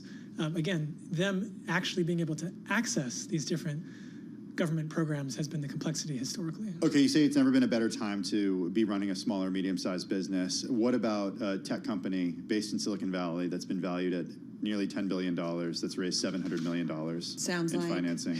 Sounds like your company. Sounds like, well, I view all of those as byproducts, right? If we can serve hundreds of thousands of businesses, solve real pain in their life, we will grow and have higher valuation, but that's not what we obsess over. But 13 years in, I am really excited. I feel like we're still early in the journey. We only serve 7% of these companies. There's so much more to do. Well, do you stay then with small and medium size, or do you go all the way? So we do have our foundation in small, medium size. And I love to remind folks there's more dentist offices than tech startups, right? I said that earlier. And so, we're only at 6-7% market share. And a lot of tech companies historically just jump to mid-market enterprise. We've built a great business serving small, medium size. We're excited to reinforce that for many years to come. So you don't need to tap into, I think of, there's you guys, or there's something like an ADP, right? You don't need to service the big publicly held companies, or do you want to at some point? I mean, we want to solve pain wherever it is, but there's a lot of work to do for small, medium-sized business. One thing I'll share, ADP is a $100 billion plus company. Intuit is a company we respect that also cares a lot about SMB. But you have close to 25% of companies in the U.S. today still doing payroll by hand on pen and paper. So there's a lot of room. So there's a lot of fragmentation and a lot of greenfield. You're based in Silicon Valley. Have you spent much time in New York in recent months? And my question is going somewhere. We have an office here. Okay. Be careful how you answer. Yeah, we love New York. I love New York. So have you ridden the subway much? I rode the subway to this office. Did you see lots of ads for competitors to your company? Because sometimes I get in a subway car and I'm like, I've never heard of this competitor to Gusto. It would be like, it's not Rippling, it's not Deal, it's not JustWorks. I mean, these are all startups that are trying to do what you're trying to do. Yeah. They're everywhere. I mean, there's a huge opportunity here. So we are excited to compete, press our advantage, launch the best possible product, keep winning market share, keep winning wallet share. But yeah, I'd be shocked if there wasn't competition when you have a big market opportunity. I think it is hard to build what we've built from scratch. So I think people take different approaches to it, but we feel like we have a leading position and we want to maintain that. So do you go public at some point? we'll be a public company eventually. It's a milestone in the journey, but we're going to be building Gusto for many decades. I mean, the thing I anchor on more is we'll be an independent company for many, many decades to come. It goes to why we started the business in the first place. So, but no pressure to do so, right? You're finding the funding that you need, and it provides you a certain luxury, right, in terms of building it out. Well, Gusto at this scale, we're free cash flow positive, have been for several quarters. We can self-fund, be aggressive on R&D, launch new products in the time tracking space, launch new products in the international hiring space, launch new products in the Gusto embedded payroll space. We can talk about that too. But again, just there's a huge, huge market opportunity here. And the beauty of being a private company, there's some positives as well. We work for a private company, in case you didn't notice, and we understand the benefits. I wondered about different opportunities that are sort of adjacent to the core business here. The idea of catering to specific types of businesses and what you've done in recent years to make it easier for a small gym, for example, or for some sort of hair salon or appointment bookings, like getting into the space that isn't necessarily what you're known for, but are sort of add-ons for the core business? So first, it comes with customer, pull, right? They're asking for us to help with these additional product areas, and it could be health benefits, it could be tax credits, it could be, business insurance, workers' comp. These are all adjacent pain points, and again, this is where we can be a conduit for big companies have had access to a lot of specialists and resources, whether it's cloud, paperless, mobile, or AI as kind of a more recent technology tailwind. We are going to be the ones to bring those benefits to small, medium-sized business. So yeah, we have a big roadmap of product apps to kind of go launch, bring live, lots of work ahead.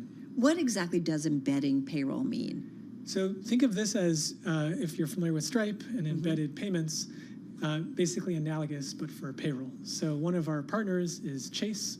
They have a product called Chase Payroll, but it is powered by Gusto. So if you're a Chase customer, a business customer, you will have the chance to go add payroll to your experience inside Chase, but then Chase didn't have to build it all from scratch. So it's another avenue for us to reach SMBs where they are already, versus what we're doing already on the gusto.com side. Can you do that with multiple banks? Yes, we have dozens of partners, not just Chase. Okay. And we're excited about this big trend. Embedded payroll didn't exist till a couple of years ago. And again, we think it's just a very logical product for any SMB platform out there to launch live. What's the hard part? You said pretty optimistic, which is great. But what's the thing that you still feel like you have a nut to crack? Oh, broadly speaking, I mean, how to keep improving, running a great company, attracting great talent. 13 years in, I feel like we're early.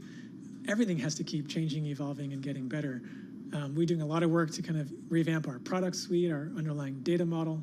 I could go on and on. 30 seconds, international opportunity. You mentioned international. How tough is that? So on the employer side, the U.S. is like 50 countries. We are U.S. focused today, but we feel like we did a fair bit of work to expand across the country. It's not if, but when we would serve international employers. But right now our focus is on U.S.-based. So if you are a small business owner who has employees outside of the U.S., you can't be served? You can use Gusto. So I'm talking about employer. On the employee side, you can now hire in over 100 countries on the contractor front. And on the EOR side, you can also hire in over 10 countries, more to come. Pretty cool stuff. Great. Well, stay in touch. Let us know how things are going. Really appreciate it. Josh Reeves, co-founder and chief executive officer of, I said Gusto, but it's Gusto. We say both, yeah, with Gusto. Let's give it a little oomph. Joining us here in our Bloomberg Interactive Broker studio. All right, folks, we are headed for a break. We've got stocks higher across the board, as you know. Bond market down here for the Columbus Day holiday. Coming up next, we're going to talk economy, but we're going to get the Irish perspective. That's coming up next on Bloomberg Business Week.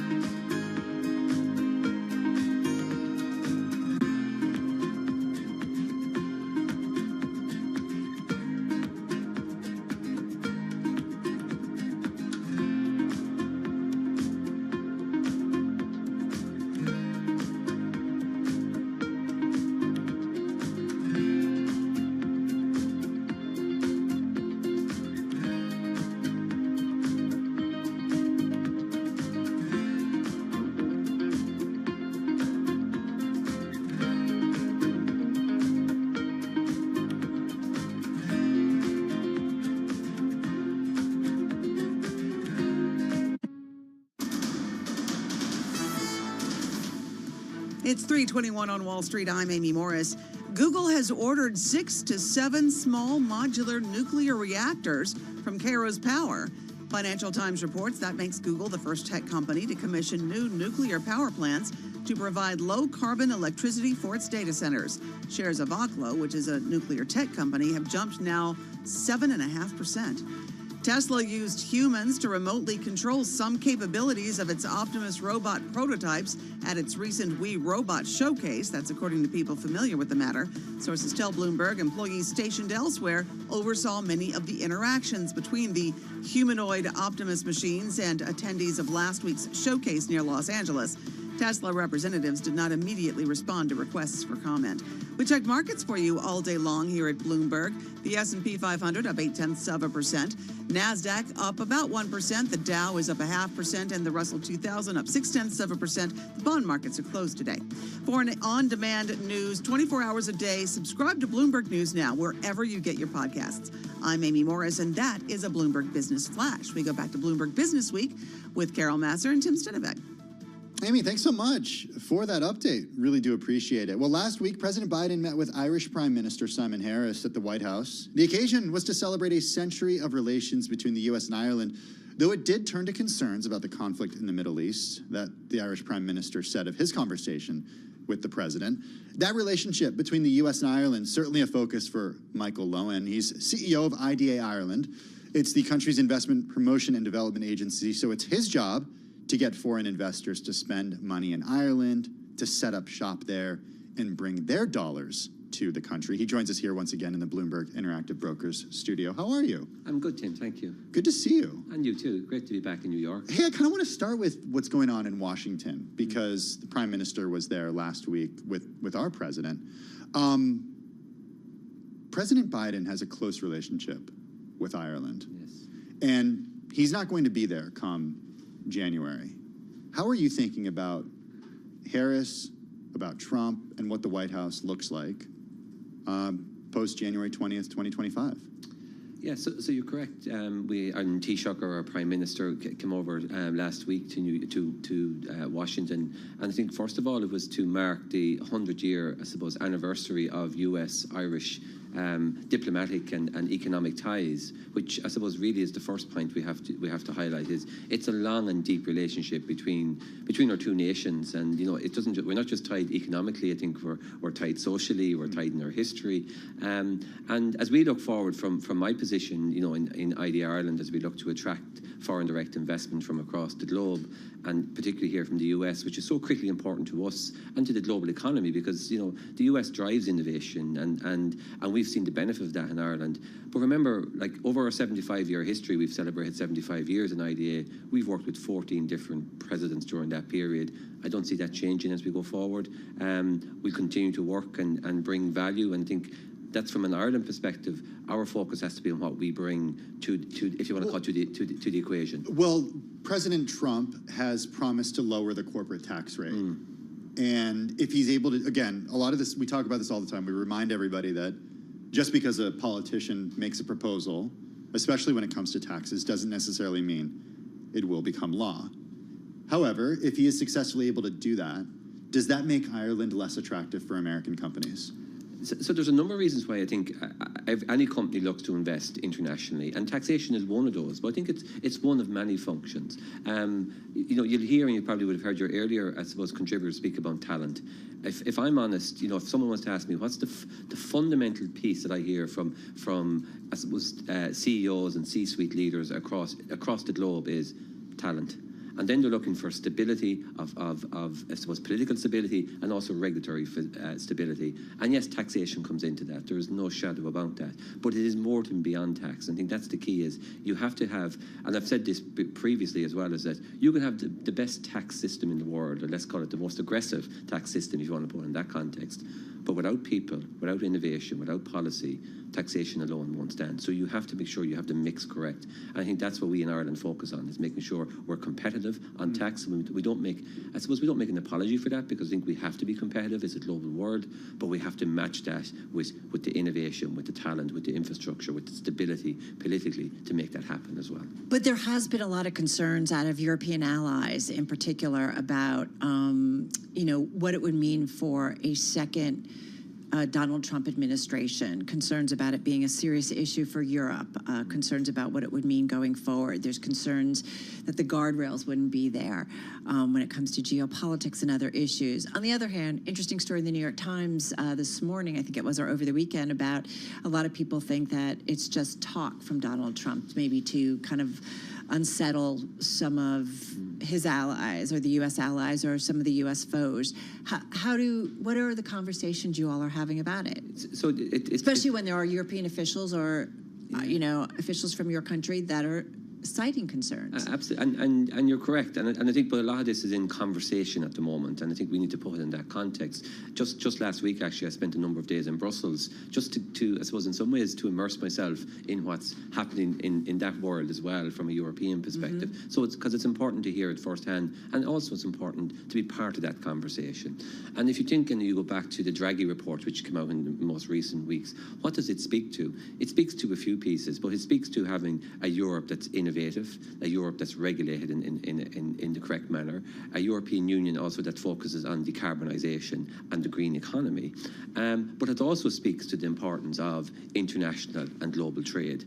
And I think when all of the, if you want to call it, the rhetoric dies down in terms of elections, and this has been the year of elections and continues to be, right. As we know in Ireland, we're going in that direction ourselves. But when it comes back to it, I think governments and industries have to look at global markets. That's because if you're an industry at the front end of your innovation, you're actually looking to internationalize. You want to look for new markets, and you want to look for as I mentioned, the best available talent, and that comes from across the globe as well. But Michael, when you were in Brussels, was there nervousness about the outcome of the U.S. election? As you say, what happens in the U.S. economy, I think you kicked our conversation up, how important it is in terms of driving things globally. So I'm curious, when you were in Brussels, what you were hearing. Yeah, I don't think there was a nervousness. I think there's an acceptance that there's a process ongoing, and obviously the election of the U.S. president is a democratic right of the U.S. people, just like it is in Ireland when we elect our prime minister. So I don't think there's a nervousness. I think there's a consciousness, and we've seen that geopolitical, I suppose. There's been geopolitical churn in the last 18 months in particular across the globe. Right.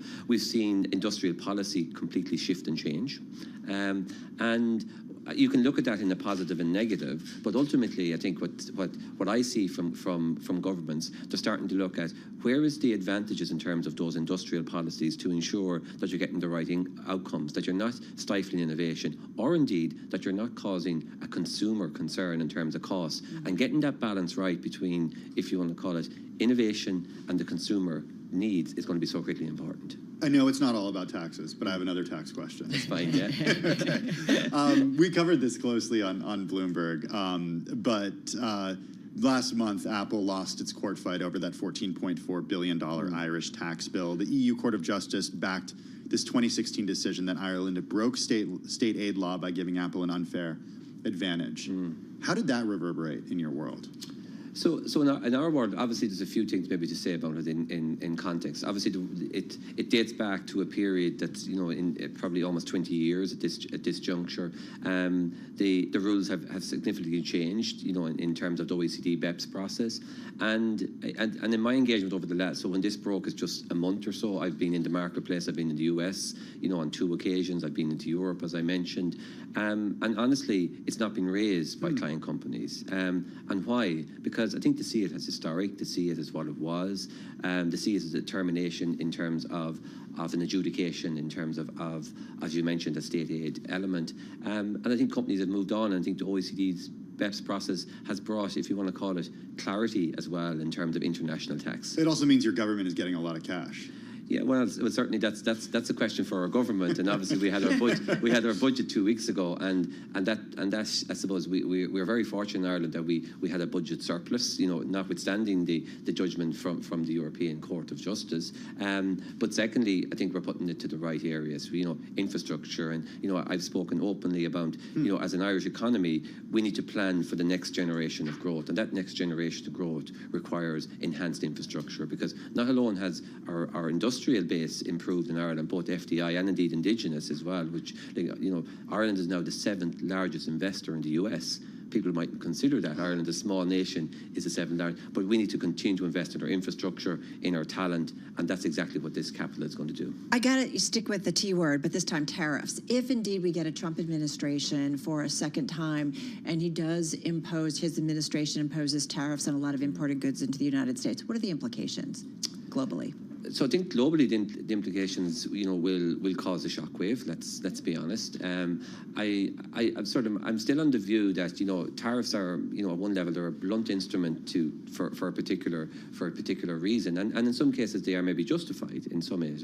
But if we talk about general tariffs, and what I spoke about earlier, they will actually in some ways I'm not sure that tariffs is the best response for any economy to push forward in terms of innovation, in terms of growth, in terms of market access, and ultimately, I think that the consumer will be the person that actually will find itself at the brunt of those tariffs as opposed to anything else. So I think a tick for tat and tariffs is not helpful for Europe, for the US, or indeed if we think about Asia as well. Then why do you think it's such a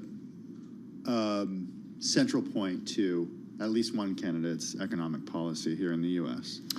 Well, I can't comment as to why it's a central point, but it seems to resonate too. Maybe it does resonate, and I think it resonates. But I just wonder. It's like everything. You have to think about maybe the unintended consequences of certain tariffs and what they might do. It's a bit like you can bring this down to very simple terms.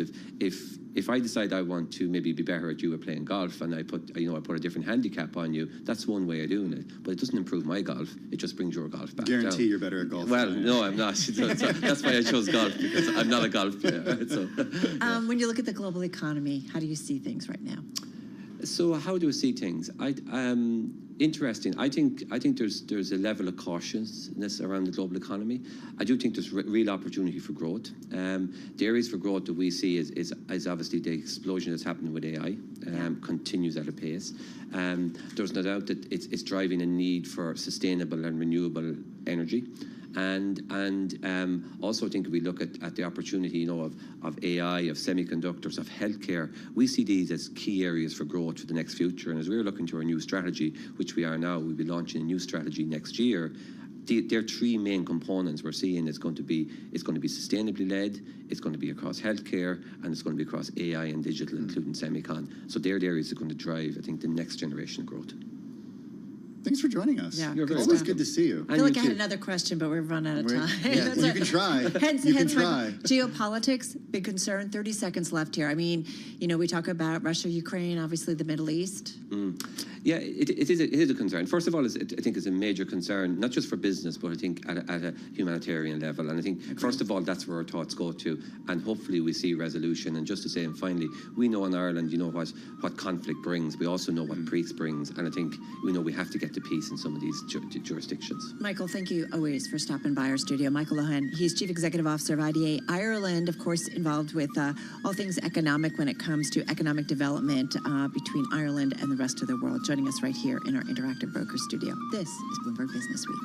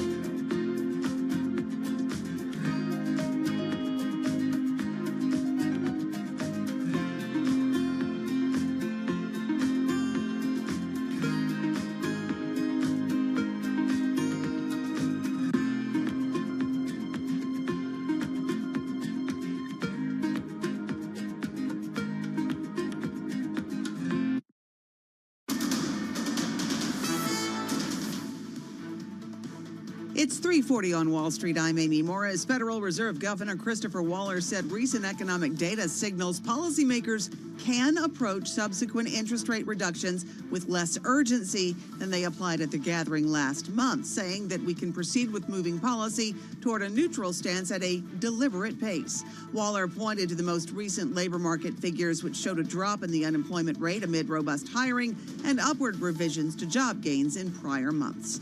Stocks are hovering near record highs. Investors looking ahead to corporate results for more vindication of soft landing bets. Earnings season unofficially started last week. Key companies are delivering results later this week, including Goldman Sachs, Netflix, and United Airlines.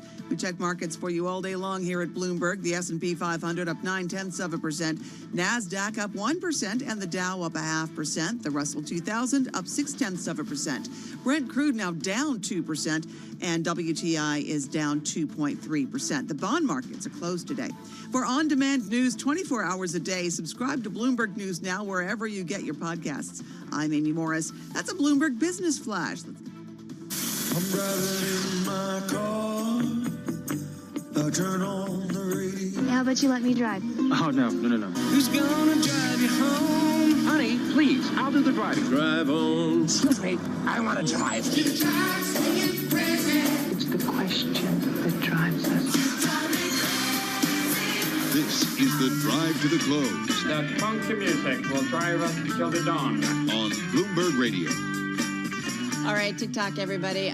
Just about 18 and a half minutes left to go until we wrap up. Is that it? 18 and a half minutes to go? Yeah. Wow. Funny, time flies, as we like to say. Yeah, and we're looking at what could be, is likely to be at this point, another record on the S&P 500. So we had, I think, both the Dow and the S&P hitting records on Friday. We were off, coming back from California, but yeah, that's what it looks like. Okay. Should we get to it? Yeah, let's see what Dana D'Auria has to say about this. She's co-chief investment officer over at Envestnet, a provider of tech to banks and RIAs. Think wealth management software and consulting services to financial advisors. Envestnet has a great view on what's going on when it comes to asset allocation, how people are thinking about the trade and how people are thinking about markets. Dana joins us from Pennsylvania. Dana, how are you? Good. How are you? Thanks for having me. Yeah, we're doing pretty well. Good to have you back. What record? 46th, Carol? Yeah, we could see 46 on the S&P 500. Welcome back. Good to see you, although I will say I liked seeing you on Huntington Beach. Oh, yeah, you guys were out there together in California For Future a few Proof. weeks ago. What a way to do a broadcast. Oh, nice. Very different weather here. Yeah, very different weather. Tim makes a good point. 46 record, it looks likely. We don't know what's going to happen in the next 17 minutes. Right, but basically what? Any gain, is going to be another record for the S&P 500. The dynamics behind these record moves, this climb, continual climb higher here in 2024, is it justifiable in your view, Dana? Well, I mean, we're cutting into what appears to be strength. So to a certain extent, I would say yes. I mean, typically when you're going into a cutting cycle, and we just had the Fed give us 50 basis points, you might be thinking that you'd be seeing some, bad data, right? Some data that suggests that things are slowing. But in fact, it looks like earnings season's off to a pretty good start. I mean, it's not spectacular, but you have some beats going on, which is nice to see. It wasn't a huge bogey, right, that we have to meet. So we actually have a chance to really kind of outpace on the earnings side. And of course, we're seeing unemployment still looking great. Unemployment actually dropping a little bit as we have these rate cuts. So to a certain extent, yeah, it's understandable. All right, so we have some Fed chatter today. Minneapolis Fed President Neil Kashkari saying it appears likely that, quote, further modest reductions in the central bank's benchmark interest rate will be appropriate in the coming quarters. Looks like Waller also making some comments. That's Federal Reserve Governor Chris Waller saying recent economic data signals policymakers can approach subsequent interest rate reductions with less urgency than they applied at their gathering last month. Once again, everybody was so optimistic about how many and how aggressive the Fed might be the rest of 2024, and it feels like we've pulled back on that. Does it matter to you that much how much we get from the Fed? If the economy is growing, if earnings are growing, that's what matters. If people are at work, that's what matters. Well, I mean, your point is valid, right? At the end of the day, if it's another 75 or only another 50 through the course of the rest of this year, how much did that really drive anything? I think you're right. Ultimately, the question is, are we going to stick the landing or not? I think the Fed's going to come down one way or the other. And if we stick the landing and the Fed's coming down, that's really positive news, right? For stocks, that's a good thing. Obviously, we still have, inflation's giving mixed signals a little bit, right? PCE came in nice, but core inflation looks a little tough. I remain in the camp that if inflation did kind of start to spike, the Fed it would look very bad for the Fed, to do 50 and then keep jamming new cuts. So I personally think it's more likely to be 25 and 25, but candidly, I was wrong I thought we'd only get 25 this last time, and they went with the full 50. I think it's data driven, right? And the data's kind of mixed and lagged and, being revised. So, that extra 25 basis points, to the extent the market prices it in, makes a little bit of a difference. But the big question is exactly what you're saying. Do we stick the landing here? And I will point out that when we talked in California, in Huntington Beach at Future Proof, Dana, it was just ahead of the Fed meeting that week. And I will say, Tim, one of the things we got in her notes was inflation is the fly in the ointment, and it continues to be so. Even Fed's Waller, calling out the latest inflation data, which came in hotter than estimated, and I guess calling it disappointing. Dana, to that point, when would you be comfortable saying that the landing has stuck? Whether or not it's a soft landing, whether it's no landing. Yeah. When will you say that the plane has landed? That's such a fair question, right? I mean, in some ways you could say it already landed, at some point. Cyclical markets mean we are going to have softness at some point or another. But, the problem with the abrupt increases we had and now the embarking on the cutting cycle is that everything happens with such a lag. The expectation that the rate increases that we experienced would actually have harmful effects on the economy, that happens with an 18-month to 2-year lag. So look, I think it's fair to say, if you're judging the Fed on this, that they kind of did stick the landing at this point. But so maybe worded better is to say, are we still at this point inevitably going to move into some period of softness? And, if we do, it may not have anything to do with it, or will have something to do with the Fed, but it may have more to do with what happens with the AI story, for example. All right. So having said that, listen, you guys provide tech to registered investment advisors. You see a lot, I'm assuming, in terms of data. What are you seeing that's of interest in terms of where investors are looking to commit money, where they're pulling out of? What can you tell us a little bit about today's investment environment? Well, I don't think it'll be revelatory, but wow, there's still a lot of cash on the sidelines and, people trying to lock in these cash rates. And, to your point, we're hitting record highs in the S&P. It's somewhat of a shame to see, right? Because that not all that cash is short-term needs that really belongs in a short-term instrument. This is folks locking in, what are better rates than they've been able to get for, a decade. But at the same time, missing out on, even in a 60-40, much higher returns. So I think, if there's a big, single story, it's that. And then U.S., dominating. I think the cyclicality of markets notwithstanding, you're definitely seeing that home country bias come out of, again, a long period now of U.S. outperformance. We just got about 45 seconds left. How are you or your clients thinking about the election? Just 3 weeks away. 3 weeks away tomorrow. We tell everyone and we tell clients to stay steady. Slow and steady wins the race. And by that, I mean, it doesn't matter who wins the race. Stay in the markets and don't get spooked one way or the other. Democrat or Republican, markets tend to trend up. All right, going to leave it on that note. Hey, Dana, great to catch up with you. Dana Dioria, she's co-chief investment officer over at Envestnet, as we mentioned, a provider of technology to banks and registered investment advisors, joining us there from Pennsylvania. All right, everybody, just about 11 minutes left in today's trading session. We're looking at the S&P pretty much at its highs of the day, up almost 1% here. So we're looking at another record on the S&P 500. Same story for the Dow Jones Industrial Average. The NASDAQ, though, really the outperformer, Tim, up about 1%. Well, look at that. Carol, this week, yeah, we got Netflix coming on Thursday. Yeah. We got United earlier. We got American Express on Friday. Big banks close tomorrow. Close to $5 trillion. Yeah. That's your number. Yeah, I got, well, 4.6 trillion. that's Alex's number. I listened to her this morning. All right. This is what I do in a big family. It's like, no, well, so-and-so did this. Don't go anywhere, folks. We're going to count you down to the close on this Monday. Carol Master, Tim Stanovic. This is Bloomberg Business Week.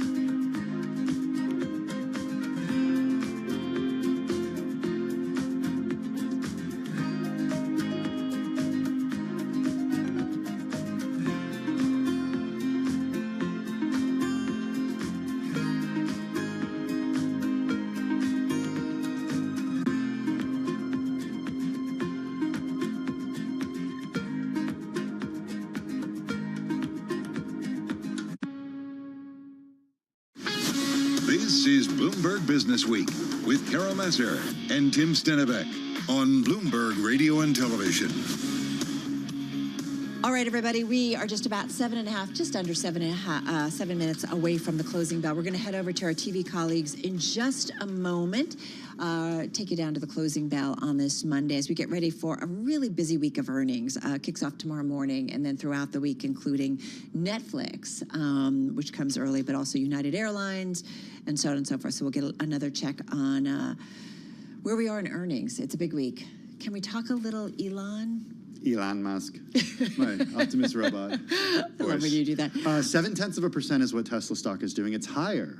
Did you see those little robots making drinks for people? I did not. Last week on Friday? I didn't see them. I kind of checked out a little bit. You didn't see any of the videos? But apparently, are they really robots? Okay, our own Ed Ludlow, David I knew Welch, enough to ask reporting this an question. exclusive story that Tesla used humans to remotely control some capabilities of its Optimus robot prototypes at a recent event designed to generate investor enthusiasm for forthcoming products. This according to people familiar with the matter. So check this out. Ed and David reporting employees stationed elsewhere oversaw many of the interactions between the humanoid machines and attendees of last week's We Robot showcase near LA. This is according to the people who asked not to be identified, discussing company operations. The Optimus prototypes were able to walk without external control using AI. That's what the people said. Tesla not responding to questions about what was going on. They never respond, right? Yeah. They don't even have So a is it a press team. robot when you're helping them out? Hey, you be the judge. I don't know. We'll just give you the information. Some attendees said on social media afterward that the robots had help, and at least one video posted online purportedly from the October 10th Cybercab event showed an Optimus bartender acknowledging that it was being assisted by a human. It wasn't stated by Elon Musk during his remarks on the webcast. Yeah, the use of human input raises questions over the capabilities and market readiness of the bot. Did you? What? Wait. Okay, go ahead. Which Elon said last week he expects to, quote, be the biggest product ever of any kind. Elon Musk telling the crowd that was there it will handle many household tasks and could eventually be available to consumers for a mere $20,000 to $30,000 each. Give me 10. I was surrounded by robots last week. Why? Well, at the hotel we stayed at, there was this little robot. Was there? Yeah, you didn't see this? How did I not see it? All right, so I go downstairs to go, I went to dinner, and then I went to the Bloomberg event that night. Yeah. I come back to the hotel. I get in the elevator, and this is the elevator you have to scan, the card where you're going. A robot gets in behind me. That did not happen to me. A robot got in behind me, and it was delivering something to a room, and it said on it, like, hi, I'm, I think his name was like Winston or I am Robot. and I was like, okay, this is weird. Like, I have nothing to say to you on my trip up the elevator. And then I leave the next day, Thursday, go to dinner with my brother, and we're walking to his car. And there's one of those delivery robots out there. Have you seen these? Yes, they're I all have over seen Santa those. Monica. Too. I have This seen was them not out on Santa the West Monica. I've Coast. seen them a lot in Santa Monica. And yeah, just like navigating the LA sidewalks. I don't know if those are remotely. The one in the hotel is not remotely controlled. Yeah. I don't know if the one that delivers is remotely controlled by a human being somewhere far away. I guess you could have a map in it, right? You could basically say, oh, wait, Yeah, this but, room, I mean, they this thing forgot is to like- send it, milk for their tea or something, and just put, is that what it was? Like some food item? Yeah, or towels or something. I towels, mean, there was yeah. like a little cargo place for it. I get it. I talked to the person at the front desk Or a about steamer, it. if She you need a said, steamer I for love clothes. this thing. Yeah. She was raving about it. She's like, it saves me so much time. I going could back see and it though, forth. right? Somebody says I need, a Band-Aid or Yeah. something. It's like, okay, just give it to, Tommy the robot. I don't think it was Tommy. It's Just like Winston, or it was some sort of butler. Oh, Jeeves. Do you have to tip them? I was just thinking about that. What do you do? No, absolutely not. Right? Robots don't get tipped. But what if they're being controlled by somebody far away? Okay, like maybe an Elon robot? Have you seen the tips in the QR codes for tipping housekeeping in certain hotels? I have. Well, there's like QR codes for everything, right? Yeah. Yeah. And is it like Venmo? No, it's like a service specifically for tipping hotel staff. It's all electronic. It's all electronic. Yeah. It's just kind of interesting. Anyway. Oh, Elizabeth said that when she was in Tokyo, she had a robot concierge as a backup. She said it was a sloth? A sloth robot? A sloth? That sounds kind of cute, actually. Elon, call us. Let us know what's going on. We're here all the time. All right, everybody, that's going to do it for us right now. We're going to head over to our TV colleagues, count you down to the close on this Monday. That's because the closing bell starts right now.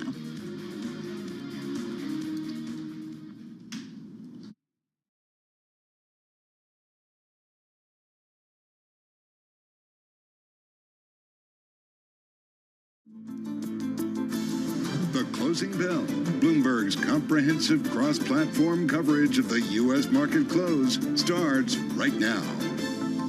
And right now, we are 2 minutes away from the end of the trading day. Romaine Bostic here with Alex Steele, taking you through the closing bell. A global simulcast starts right now. We're joined by Carol Masser and Tim Stenovic in the radio booth. Scarlett Fu out for the day as we welcome our audiences across all of our Bloomberg platforms, television, radio, and our partnership with YouTube. A day where we see equities once again reaching for another record high. We should point out bond markets closed here for the Columbus Indigenous Day holiday. Yeah, good to point that out.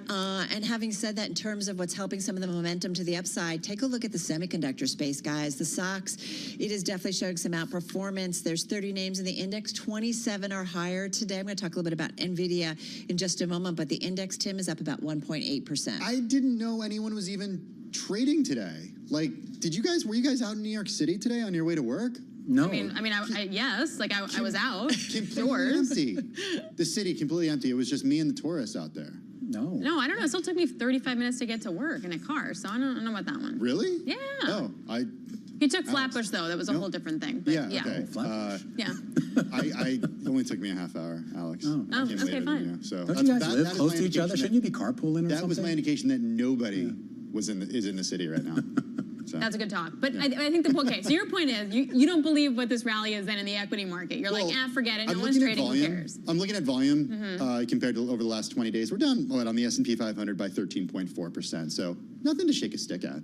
Okay, well, nothing to shake a stick at here, but we do get the clapping and the cheering here on this Monday afternoon. We're here. As the closing bells ring, and yes, you see record highs across the board, at least for a couple of the big indices here. The Dow Jones Industrial Average going to finish higher by more than 200 points above the 43,000 mark, up about 0.5% on the day, and that is a record high. The S&P also closing out at a record high right around 5860, up about 0.8% on the day. The NASDAQ Composite shy of its record high, but still higher on the day by about 0.9%. But let's take a look at the small cap space, because we are starting to see a bit of a catch up here. The Russell 2000 closing out right around that 2248 level, so it's still about 10% from reclaiming that all-time high, but continuing to inch closer towards that with a 0.6% gain here on the day. And the S&P 400 mid caps also up about 0.6%, and they are closing at a fresh record high. All right, guys. Yeah, there you have it. And taking a look inside the S&P 500, you got most names higher today. Remain about 403 to the upside. Alex, just 100 losing ground today. So definitely fairly, I guess I should say, or definitely or fairly, whatever you want to do, pretty broad-based in terms of a move to the upside. All right, I'm taking a look at the IMAP function here, guys. It's definitely a pesto pie. Only energy barely in the red, and consumer discretionary, even in the upside, actually. That's up by 0.2%. But the outperformance is in information technology as well as financials continuing to deliver as that as that curve continues to steepen, although bond market's definitely closed today. But I think the point is this is a risk on day, full stop, period. Goodbye. That's a lot of green. All right, which means I had a lot of choices here today. NVIDIA looks like it's at a new record, gaining 2.4%, highest level on record. Stock closing at 138.07 a share, and that's the first record close since June. It does remain below an intraday peak. It is the second best performer in the S&P 500 this year. We know that we've had comments from Jensen Huang, the CEO of NVIDIA, talking about the Blackwell chip over the last week or two. In full production, the demand for it is insane. So there's a lot of analyst commentary out on NVIDIA in particular about the business, the media. I mean, he is doing a lot of media, I should say, whether it's podcast, traditional business media, traditional media. Anyway, this is he running for president? No 60-minute. Oh, actually, didn't he do a 60-minute interview? I mean, maybe. He is still selling something, right? Yeah. He's selling a lot of stuff. All right, anyway, so NVIDIA definitely an outperformer here. B. Riley, check this one out, guys. Up 23% at its highs today, up more than 32%. Money-losing broker-dealer and investment firm agreeing to sell a majority stake in its Great American Holdings business to funds managed by Oak Tree Capital Management. This one has been in the news a lot, so investors certainly happy about that sale. Stock closing at $5.42 a share. And then an AI play, Big Bear AI, soaring just off its highs of the session, up almost 19% though here at the close. It's an AI solutions provider, announced that it was awarded a 5-year, $165 million sole source prime contract for global force information management production services from the U.S. Army. So investors like that news, sending that higher. Okay, you had a lot of choices. I did. Me, not so much. I do want to start with shares of Boeing, down 1.3% today. It's the first trading day since the company announced it would cut its global workforce by about 10%. They did that after the bell on Friday. Never a good sign when news drops them.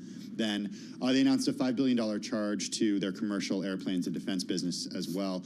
Shares fell as much as 3.3% earlier in the session, did hit a 52-week low, actually almost a 2-year low going back to November of 2022. Shares down 43% so far this year. Looking at shares of Caterpillar, down 2% today. An analyst call sending shares lower today. Morgan Stanley downgrades the stock to underweight. Analysts cautious on construction firms, flagging a disconnect between fundamentals and a share price. Once again, shares falling today by a little over 2%. And finally, the NASDAQ Golden Dragon China Index fell 2% as well today. Keeping an eye on what shares of, what ADRs of Chinese companies are doing. Most recent stimulus news out of China over the weekend.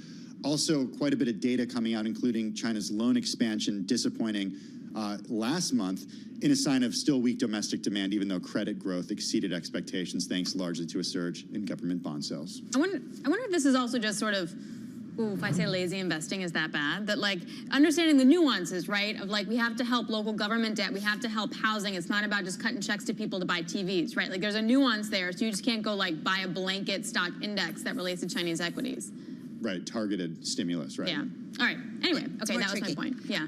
Good point. Good point. I'm thinking with maybe some people taking the day off. We talked about it being a little bit mellow. Maybe they're going to one of the games that they're. I don't know. We have quite a choice tonight. You've got what? The Yankees, the Mets playing. You also have the Jets playing. We're calling it a trifecta. I think you even have a hockey game But tonight. I think you got to go to LA for the Mets game. All right, so maybe you left on Friday or Saturday. But the whole point is, like, how do you know what to watch? Some people are doing it. Although after last night's Dodgers-Mets game, Are you traumatized by that? what was it, 8-0, guys? 9. 9-0? Yeah. Wait, do you even care? I got the score wrong, but it was close, 9-0. I don't know. Anyway, are any of these teams good? What's that? The Are Mets any are of these great teams this good? year. Are they? Okay. Oh, yeah. All right, cool. Mets are